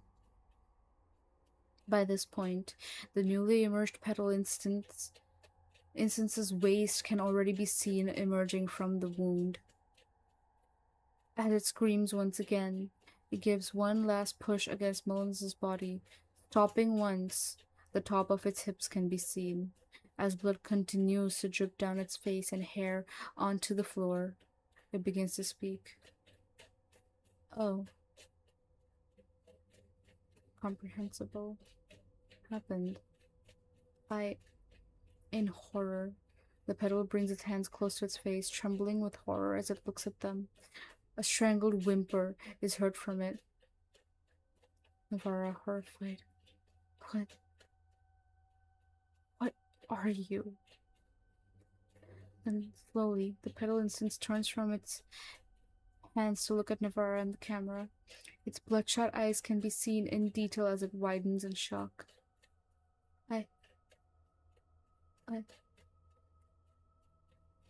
As it looks at Navarra, it slowly brings its head up as if trying to gain a better view of Navarra. It continues to tremble as it speaks. Help. The petal instance's voice is identical to that of Cassandra Mullins. A second later, it suddenly screams at the top of its lungs in agony once again as another pair of arms appear at its waist, using it as a handhold to pull itself up. The first petal instance continues to scream. Navarra, shell-shocked, staggers to her feet and begins to run away. Behind her, the newly created SCP-70041 instance continues to scream in excruciating pain, with additional tearing sounds being heard as Navarra gets further and further away from the scene. As she runs, she sees another blue light ahead of her, illuminating a split in the hallway which goes both right and left. As she comes upon the intersection, Navarra takes the time to catch her breath, bending down and putting her hands on her knees as she does so. Her breath is shaking as she does so, indicating quiet sobbing. After a few seconds, she gets to her feet and punches the wall next to her, screaming as she releases her pent-up aggression. Fuck. She punches the wall again. Fuck. She punches the wall a third time before following it up with several more. Fuck. Continuing to sob, Navarra slumps against the wall, leaning her head against her arm. I'm sorry. I'm so fucking sorry, Cass. She wipes away her tears and sweat with her arm, looking back at the dark hallway behind her. Fuck. Exhaling one last time, Navarra stands up, trying to regain her composure. She continues to shake as she does so, barely suppressing her sobs. After a few seconds, she strengthens her posture, looking at the intersection before her. A sign with the words "Control Room" is placed on the side. Another sign with the words "Storage" is seen on the left. Angry. She takes the time to breathe in again.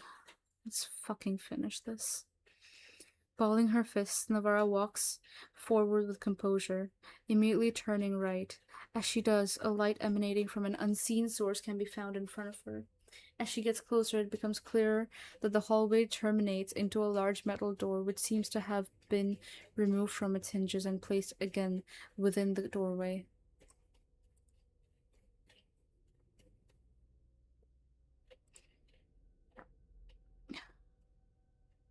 The light, as seen earlier, is coming from the space between the floor and the door. Oh.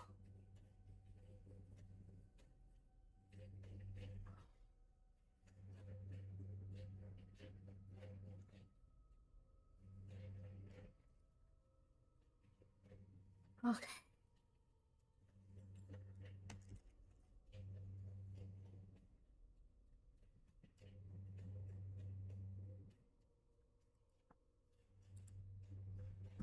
Okay.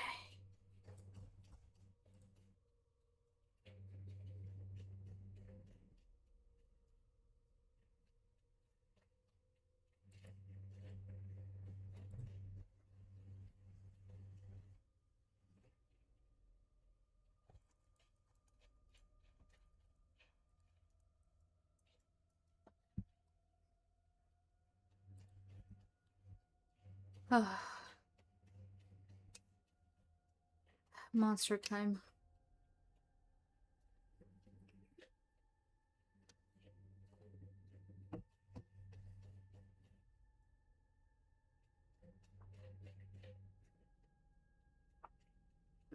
Do you have dyslexia? What? Why? Why is this being said all of a sudden?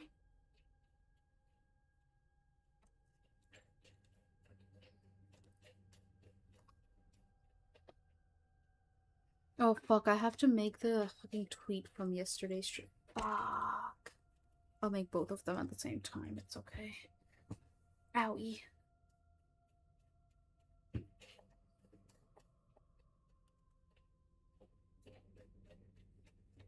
Combine them today, yeah. The thing is, I could combine them, but I already hit my character limit while making one. So I'll see what I can do.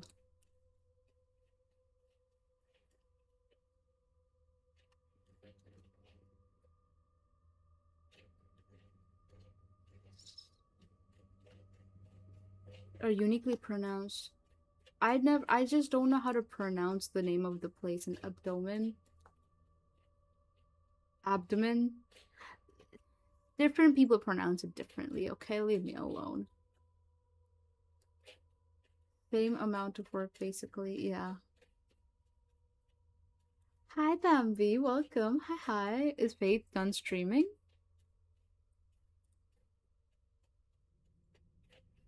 She has unique pronunciations for some words and man, leave me alone.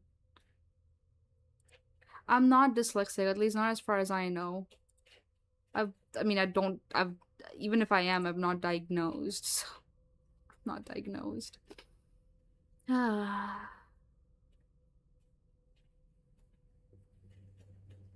believe he's sleeping right now. Oh, he's done streaming. Okay. Cool. How are you? I'm okay. I'm just okay. My heart is going through a lot of things because of the current story that I'm reading. I think I need to turn on the AC. I didn't turn on the AC last night at all. Like, I did during stream a couple times, but other than that, I did not. Also, I want to mention this, today's monster was funded by Don't Ha- But yeah, the story is doing a lot of things to me. You what? Yeah. Venom is very locked in. I am. This is, I don't know if you know SCP, Bambi, but like, we're gonna be reading every Friday. We read creepy stories or, like something of the horror genre. Um, and we do this every Friday. So feel free to drop by if you ever wish to listen in. We'll be reading a lot of SCP for the next few weeks. I think next week I might even have somebody join me for reading it. I've heard of it before, don't exactly know or can't make sense of what it is besides horror. Do you not enjoy horror? Is horror not your thing? Because that's perfectly okay if it's not.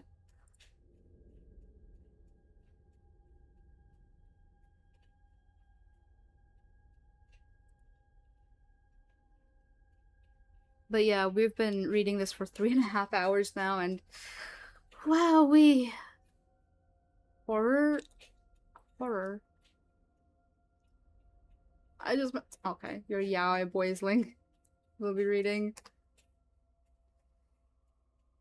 I have a friend, or like an acquaintance more so, who has been wanting to do some creepy reading with me for a while. I just get scared easily. Ah, okay. No, SCP is... Don't I will be able to explain it better. Actually. Don't I will be able to explain better what SCP is. But essentially SCP is like anomalies and like stories surrounding said anomalies. There's a whole foundation that apparently takes care of them or like keeps out for them. SCP is just articles on objects which exhibit anomalous behavior. Yeah, there we go. Not necessarily horror. Yeah. Some of them can get a little bit horror, like the first one we read, which was called When Day Breaks, SCP-001. That was pretty. I would say that would fall under the horror genre, more like body horror kind of. This one is also a bit of body horror. This one is just, yeah, this one is just horror. The one we're currently reading is just horror. But yeah, typically most of my Friday streams are reserved for like creepy reading. I thought they were like scientifically created creatures. At some point I thought so too, but like I know it has something to do with like as far as my understanding went for a very long time, I thought it was like sci-fi horror. But turns out it's not. It's like much more than that. It's a very specific form of unsettling. Yeah, it's like it can range from anything between unsettling to sad to horror and all that, you know?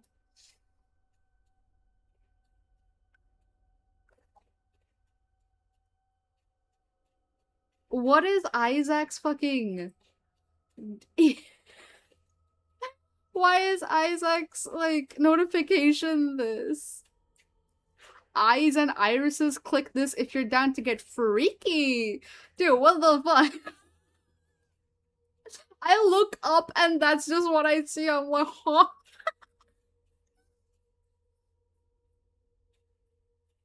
Can't wait for you to... And there's one that's a very specific form. I can't wait for you to read that one. Which one? What, SCP-001? I did read that one. Literally last time. That was the first SCP we read. The other one I submitted. Oh, I'll be going through all of them one by one. Don't worry. And it's not just... We don't only have the ones that are submitted on the Discord server, which, by the way, we have a Discord server if you're ever interested in joining. We do a lot of fun stuff there. We hang out. We chill out. If I could type. Fuck. Anyways, we do a lot of fun stuff there. You can also submit things for me to read on Friday Preview Readings. Mostly, it's like, it started as creepypasta readings, now it's going on to different kinds of horror, different kinds of creepy. However, it can be anything. It can be literally anything. If you want me to read it on stream, I will read it. But it will take me a bit of time to get to it, because there is already a lot of submissions. And I do this every Friday, so it's like a weekly thing. It took her a year to get to mine, yeah. Need Eve, so have fun, kitties. I'll drop by more next time. Thank you for dropping by, Bambi. I really do appreciate it. Feel free to drop by again. And sleep well, okay? Have great dreams. Have amazing dreams.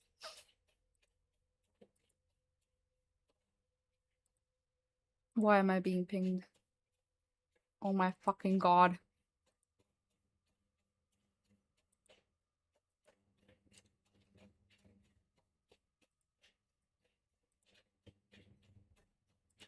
I'm saving this image.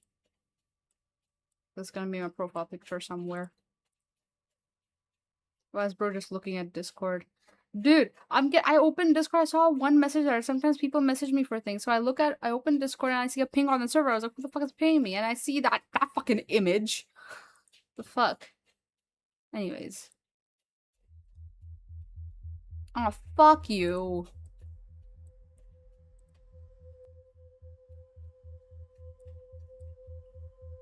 Not today, Satan.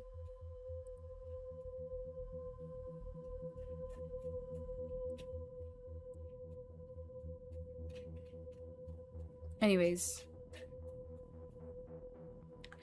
Walking forward with determination, Navarra crosses the hallway and in front of the metal door before looking up.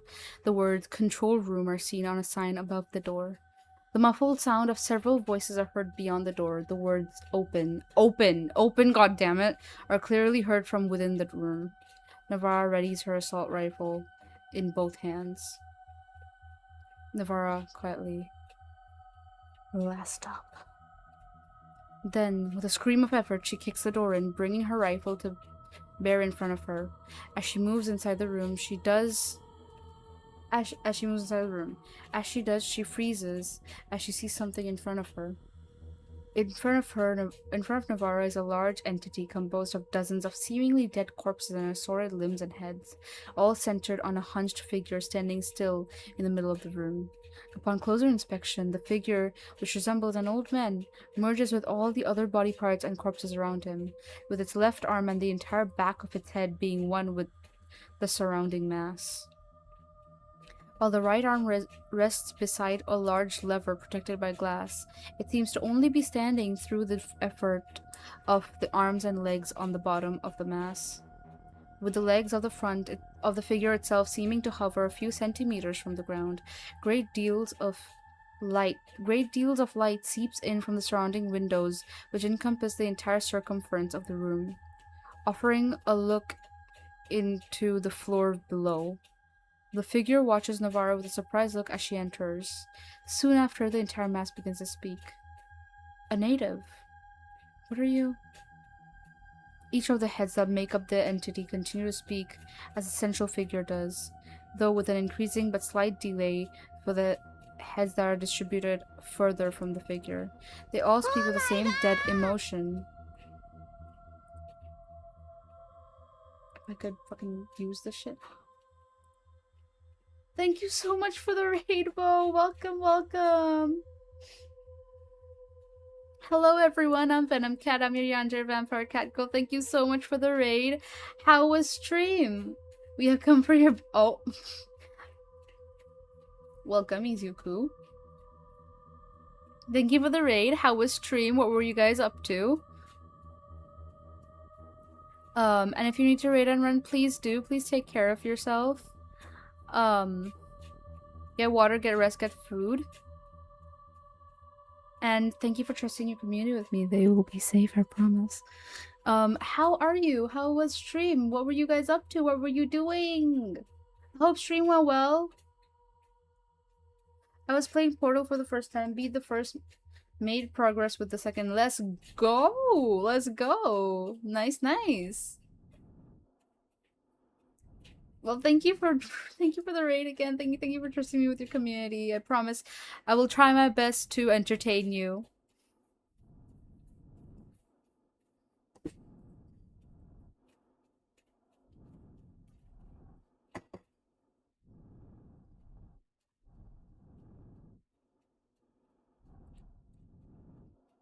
Thank you for the stream. We are reading SCP-7004.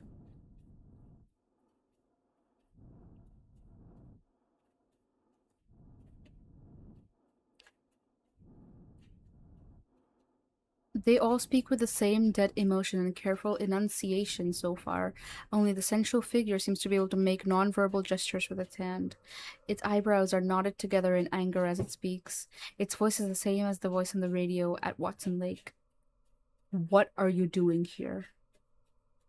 Navarro begins to shake with anger. To end this. The figure knots his eyebrows close together. End this? You have no idea how much I've done to get here. Navarro tightens her grip on the rifle, moving forward as if in an attempt to intimidate, and so have fucking I. The figure's eyes widen before lowering to a deep scowl. You're Foundation, aren't you? Just like me? Navarro doesn't reply, instead staring back at the entity. What are you doing this for? Glory? Hubris? Its tone lowers. Someone you love? Navarro begins to tremble more violently with barely contained anger. She continues to tighten her grip on the firearm. You came here for 2,000, didn't you? It moves to her face, obviously wincing in pain as it does so. It moves to cover the lever. It moves to her face. It moves to face her. What am I reading? I might genuinely be some genre of dyslexic, bro. It moves to her face. I'm killing myself. Monster, thank you.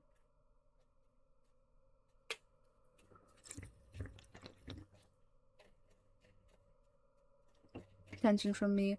Trust me, I can entertain them. They'll experience true. If I can entertain them, they'll experience true joy with you. Okay. Thank you for the monster. Thank you for the stretchies. Hi, Revi. Much later start today. Typically, my creepy reading streams start quite late, but today I started even later because lay down, you have fun, Pooks. Thank you so much for dropping by, and thank you for the raid. Get some rest. It was exceptionally early too. It was not exceptionally early. It was supposed to be early. It was supposed to be a lot earlier than it was. I would say yesterday's stream started at a time that I usually start streams on. But it was supposed to be a lot earlier, actually.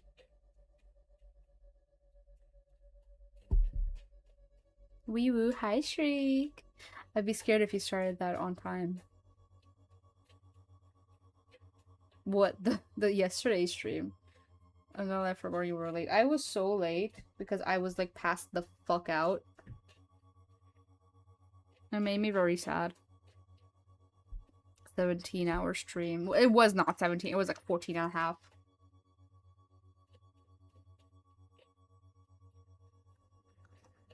Praise before I go sleep. Aww.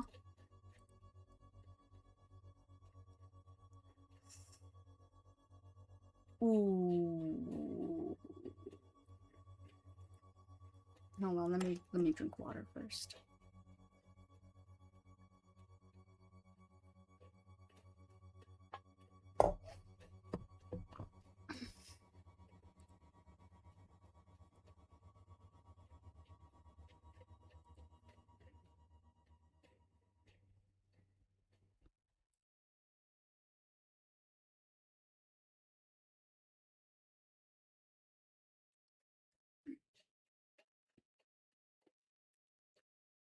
Shriek, you're such a good boy, and I'm so proud of you. You are such a sweetheart.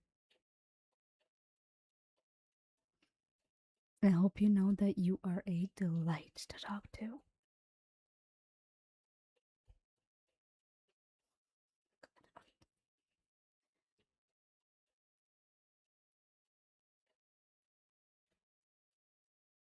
You are such a good boy for me, and I'm so proud of you.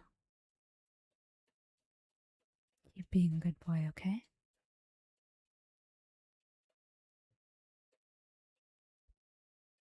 And I hope you sleep well. I hope you have sweet dreams.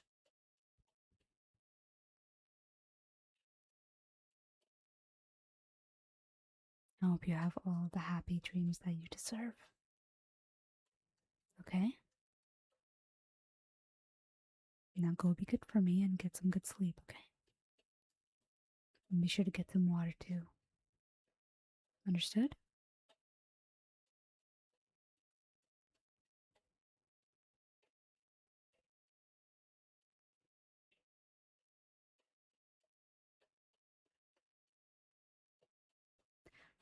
Good boy. Good night.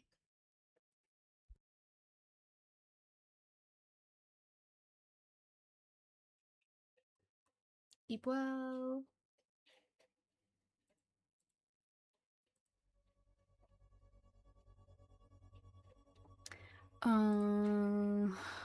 Dude, this is so much emotional damage. I don't think I can keep taking this.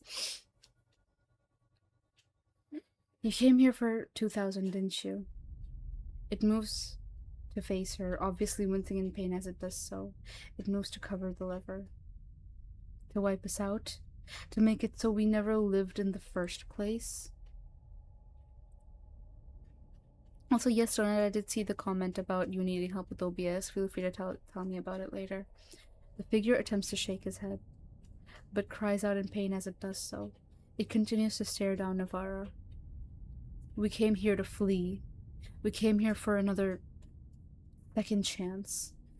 You won't stand in the way of that, no matter how long it takes for me to get this fucking thing open. Navarro lets out an exasperated breath, trying hard to restrain herself. Get the hell out of my way. The entity moves forward suddenly, causing Navarro to step back. You came here for nothing. It won't let me in. The figure coughs suddenly before looking back up at Navarra, and I doubt you have the clearance to do it either. Navarra doesn't reply, instead staring back at the figure. Go back. It takes another pained step forward, then along with the same figure, the entity raises the hand of all the bodies within it to point at the hallway behind her. Go back. Navarra stays still. After a few seconds, realization dawns on the entity's face. You have it, don't you? Navarra doesn't reply. A tense silence intervenes. Then, with all the bodies within it screaming at once, the entity runs at Navarra, swiping at her with all the arms on its body. Quickly, Navarra runs to the side, causing its strike to hit the wall. As she does so, she presses the assault rifle to her shoulder before firing several rounds at the entity. Most make impact, causing the entity to lean into the wall for support. Several of the bodies that were stuck cease to move as it does so. The entity lets out a hacking cough, followed by the sound of spitting as it presses its hands on the wall for support. No.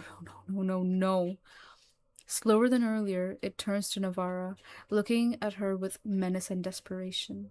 A large trail of blood is seen below its mouth.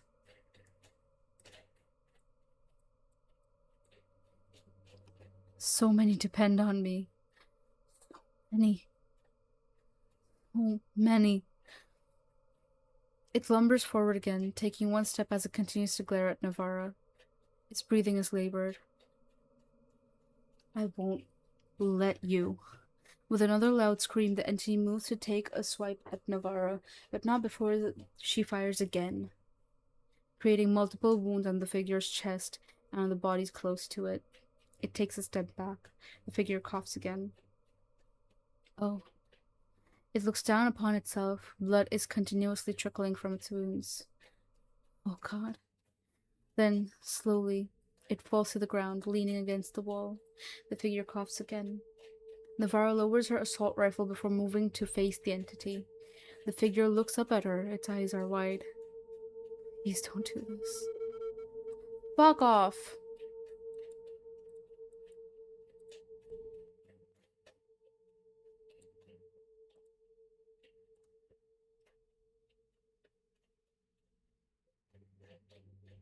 Punch for don't worry, alrighty.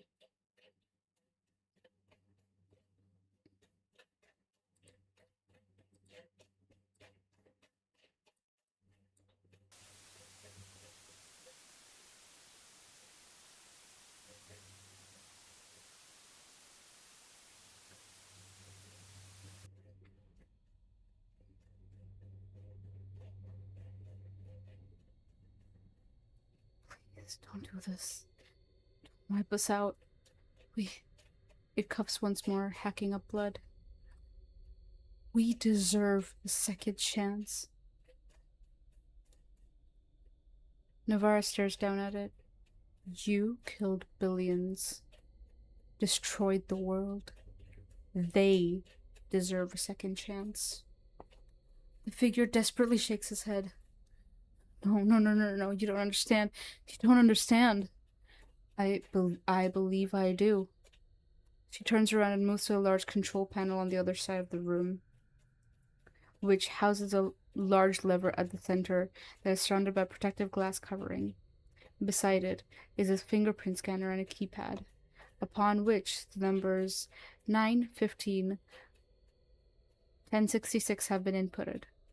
Quietly, she presses her thumb to the scanner. Instantly, the glass covering opens, exposing the lever. Please don't do this. Please. Navarra is silent. The light from the nearby window is in front of her, lights up her surroundings. Trembling, she slowly places her hand on the lever. She raises her other hand to input new numbers into the keypad. Look outside, I beg you. The figure's voice is more composed than it was before, though it continues to tremble. Navarro stops. What? Look outside. Please.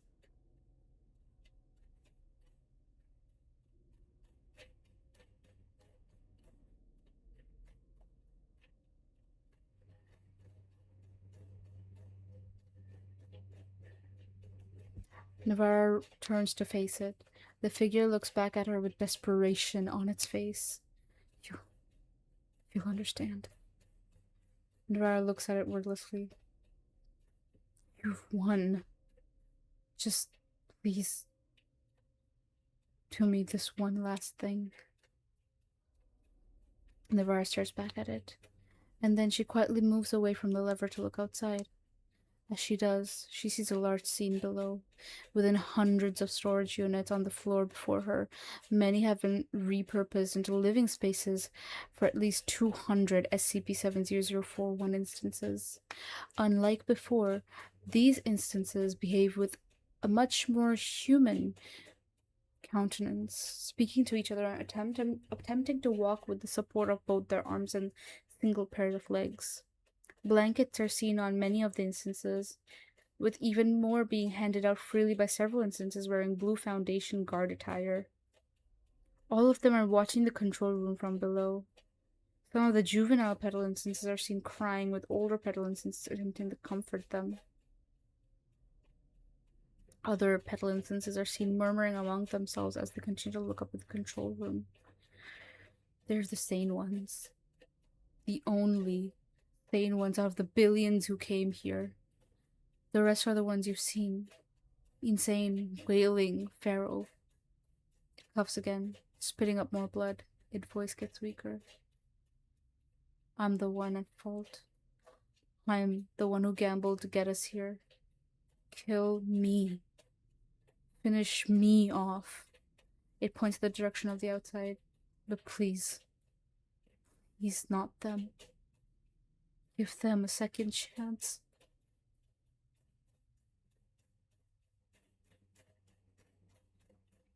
Its voice gets lower. Thank you.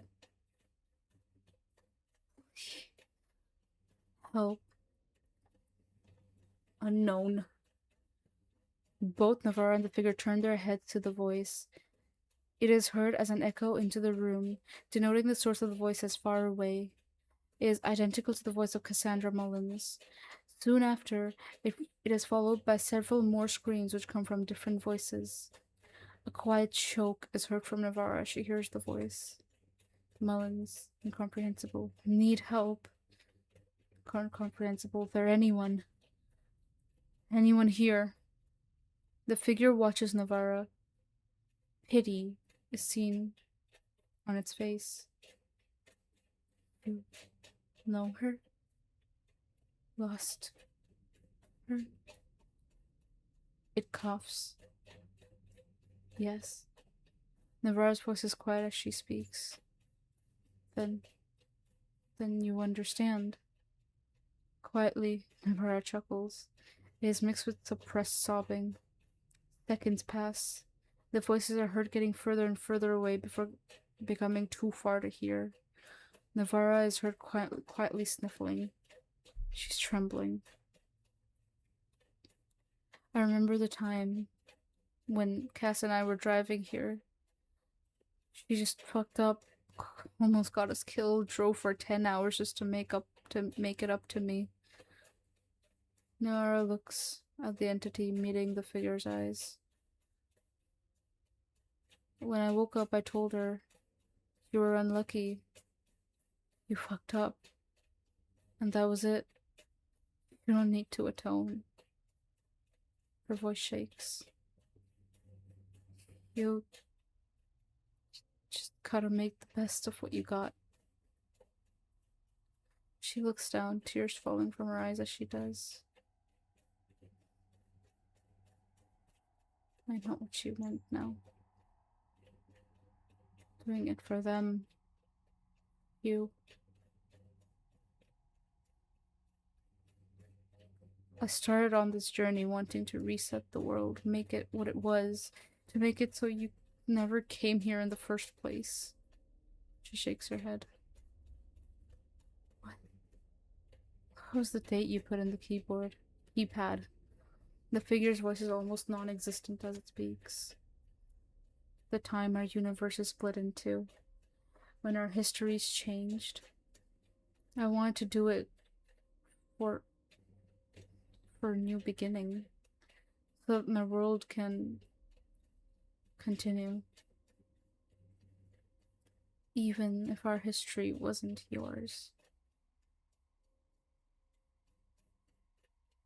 Navarra silently nods. She sniffles again. Our histories don't have to be separate then. She turns around to face the lever again, placing her hand upon it. She looks back at the entity. You were just unlucky, just like Cass said. Navarra grunts in pain, pressing her hand to her belly. She smiles again through the pain. I don't think I can forgive you for what you've done.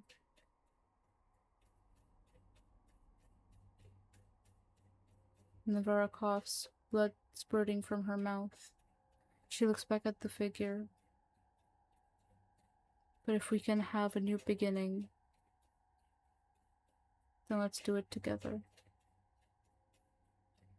The figure tries to smile but is unable to.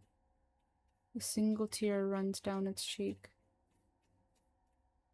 Thank you. And then Navarra pulls the lever.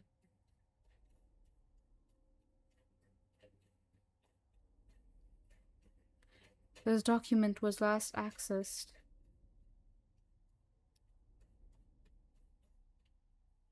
1,024 years, 10 months, and 3 days ago. Delete. File deleted. Exit session. Session exited. Thank you for using SCP net. Save the world for them.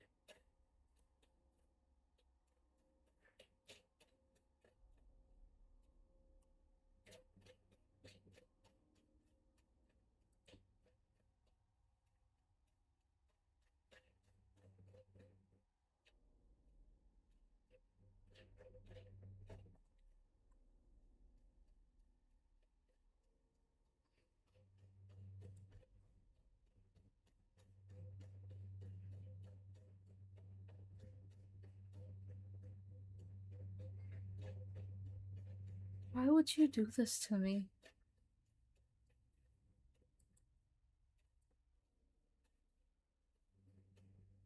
What the fuck is wrong with you? Go fuck yourself, man. Music is troll. Static.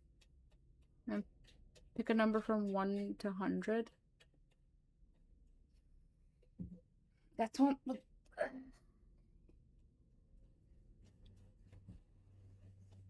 I'm not picking a number from 1 to 100 at all.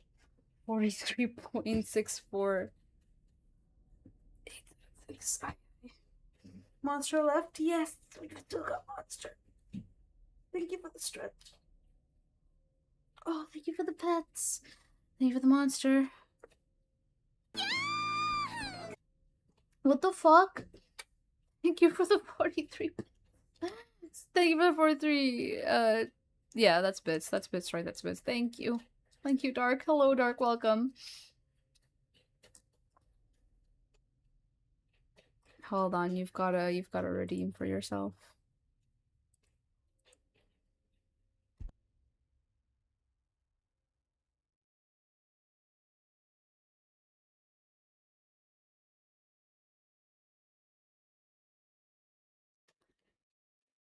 Dark, you understand you're mine, right?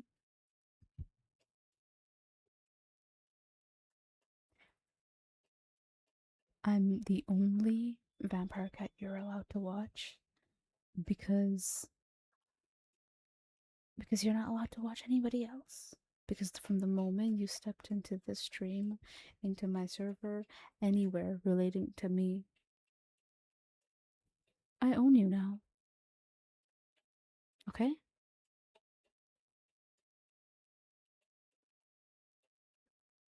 And I'll be very upset if you ever go to anybody else.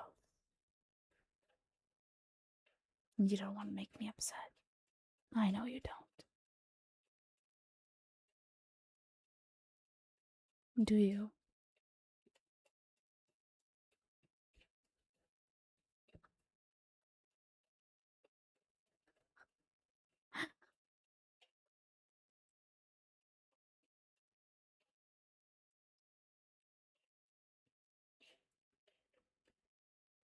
I did see it come through, but like it did not come through because I'm on a different screen. I need to add the audios to here.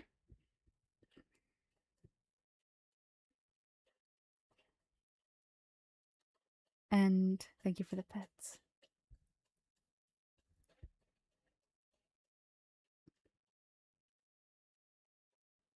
And you will stay mine, okay?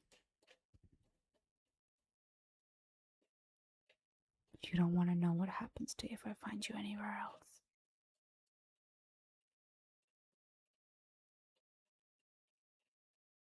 Do you understand?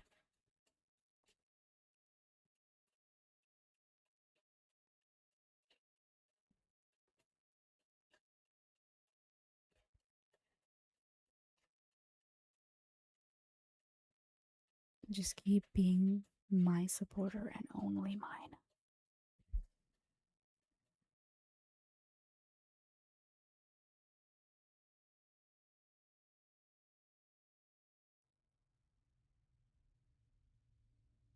I should really add all the like audio sources to that.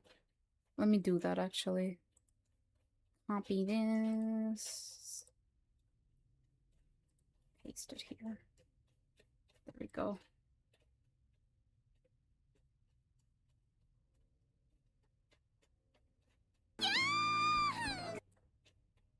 Thank you so much for the 40 bits.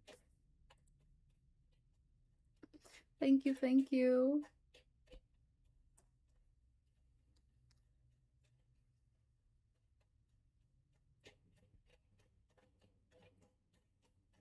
I did. So even if I'm on that screen and you guys do like blurb sounds, it should come through. It better. I'll be really upset if it doesn't. Thank you so much for the 40 bits, Aristo and Dark. Thank you, thank you. You don't have to, but thank you. I appreciate it.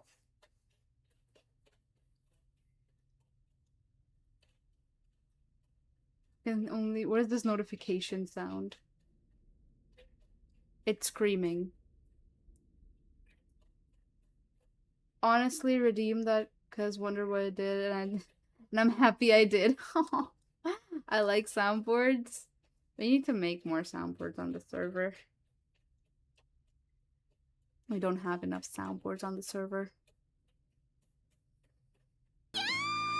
Oh my god, Dark. Thank you. Stop it. Stop it. Keep your fucking mic set. Thank you for the 10.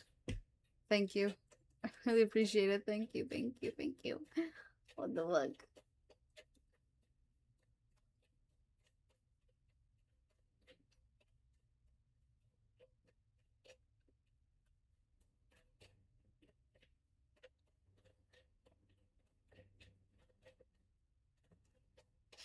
All of them. No, no, no, no, no. Nuh-uh. I see you are a fan of My Dress Up Darling. Funnily enough, I am not. I have yet to watch that anime and I really want to. But the thing is, when I was looking for like alerts, I essentially put these as placeholder alerts. Because I was like, okay, I'll put these in for now. Because these fit the vibe that I'm wanting to go for the alerts. And I will change them later, and I never change them. Unfortunately. And I feel so bad, but like I either need to watch My Dress Up Darling really badly, or I need to cry. No, don't cry, I'm sorry.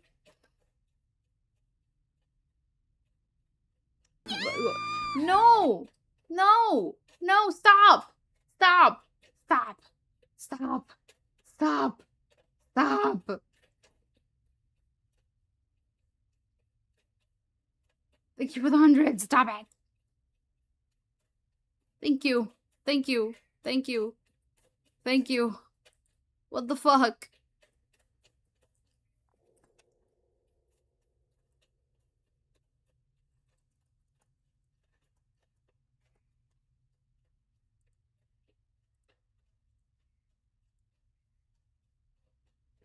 You don't have to.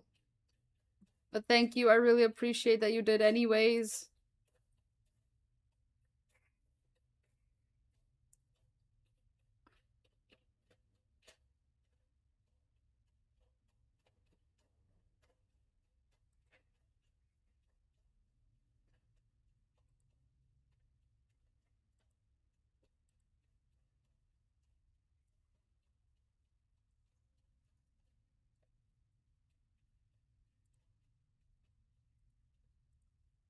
Is that the point of streaming though? Well, for me the point of streaming is I mean I guess, but like not exactly because I also do it because I enjoy it. I just enjoy streaming and making content. It just brings me joy. What even are Brits? I don't even know. I think it's kind of like little tidbits of kind of like tips, essentially. It's definitely giving me more channel points. It's not. It's kind of like tips, essentially, as far as I understand. But like, are you not entertained? I. What the fuck? Everything hurts. But, God, the actual fuck. I would love to stream a little bit more, but I do either want to go to sleep or get some food. And because I streamed so long yesterday, I am quite burnt out today. I'm sorry. But, I will be raiding out. Plenty after 14 hours.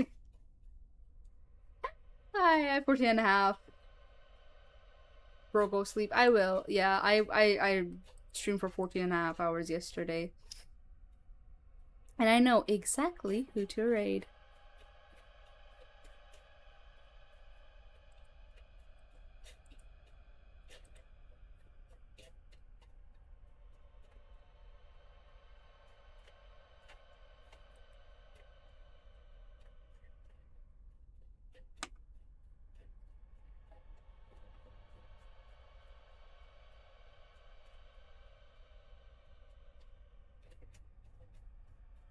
Let me do some looking.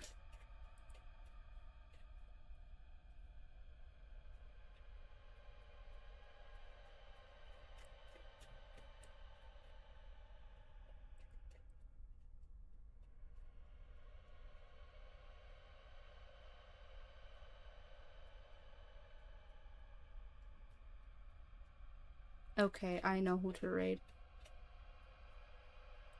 There's this person that I collabed with a very long time ago.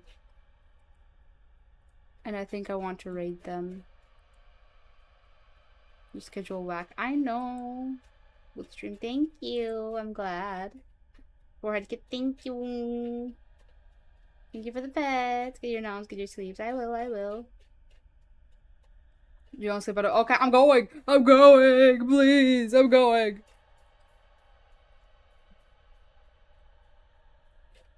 Let me raid out first. Donut, could you do your thing, please? Your thing, thank you. No! Bad! You said you wouldn't! Thank you for the 10! Thank you everyone for dropping by. I really do appreciate it. I really do appreciate it. If you want, you can look through all my other links if you type in ! links in chat.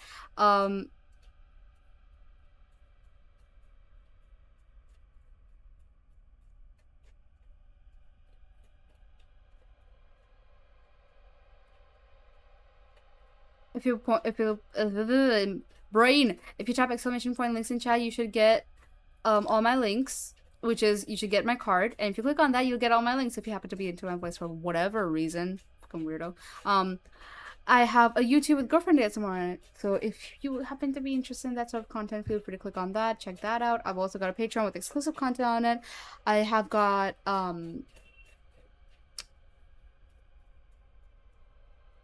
what else do I have? I've got a Twitter for shit posting, a Tumblr for shit posting, a Blue Sky for shit posting, a Threads for shit posting, and an Instagram where I barely post much, but I'm working on it slowly and steadily, bit by bit. Trust. And I've also got a Discord if you ever want to look at that and join that, which you can also get by typing exclamation point Discord in chat, which you should join 100% because the Discord is where all the fun Discord activities and community events happen. Plus, Discord gets all the most frequent updates on streams and everything about my life, right? Discord gets to know first. So you should join the Discord. It's a lot of fun. Cool place. And I've also got audio commissions open if you're ever interested in commissioning me. So feel free to commission me at some point if you want. Also, I've also got Throne and Ko-fi. You don't have to look at those. They just exist. Other than that, I will be starting the raid. I will also wait. Before I start the raid, I should look for who to raid over on YouTube side. And please stay for the raid if you can, because it does help the next streamer with numbers. You don't have to stay throughout their stream, but at least staying for the raid does push them ahead a little bit in the algorithm. We will be raiding somebody, an acquaintance of mine, a mutual who I collaborated with a very long time ago. Ooh, Len Flair is streaming. Since we're raiding out into art streams today, all sorts of art streams. So we'll be raiding out to art streams. Sugar baby time. Throne and Fairy, no! There's nothing on the throne! There's literally nothing on the throne, bro. I have to add shit to the throne. Anyways, whenever I do that, whatever. Anyways, bye-bye! I will be starting the raid. Actually, I will! I'm thinking! But yeah, please join the raid with me, and let's support my mutual, Amaru.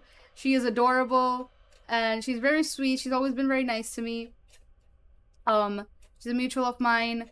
Love her. Please drop by the raid. And over on YouTube side, we'll be raiding out to Len. Len Flair. Len and Ven. Haha, you're going from Ven to Len. That's so funny. So anyways, thank you so much for being here and reading the story with me. I will see you guys fucking hell. Be safe and take care. Thank you. Stop it. But I will be seeing you guys on Sunday. I will be doing an Ace Attorney voiceover thing, like a reading stream, VO stream with Cyrus. I think you must have seen him around on like the chat now and then. So I'll be doing an Ace Attorney stream with him over on his side of Twitch, and I will be sure to link that everywhere whenever I do that. Drop by. It's gonna be a lot of fun.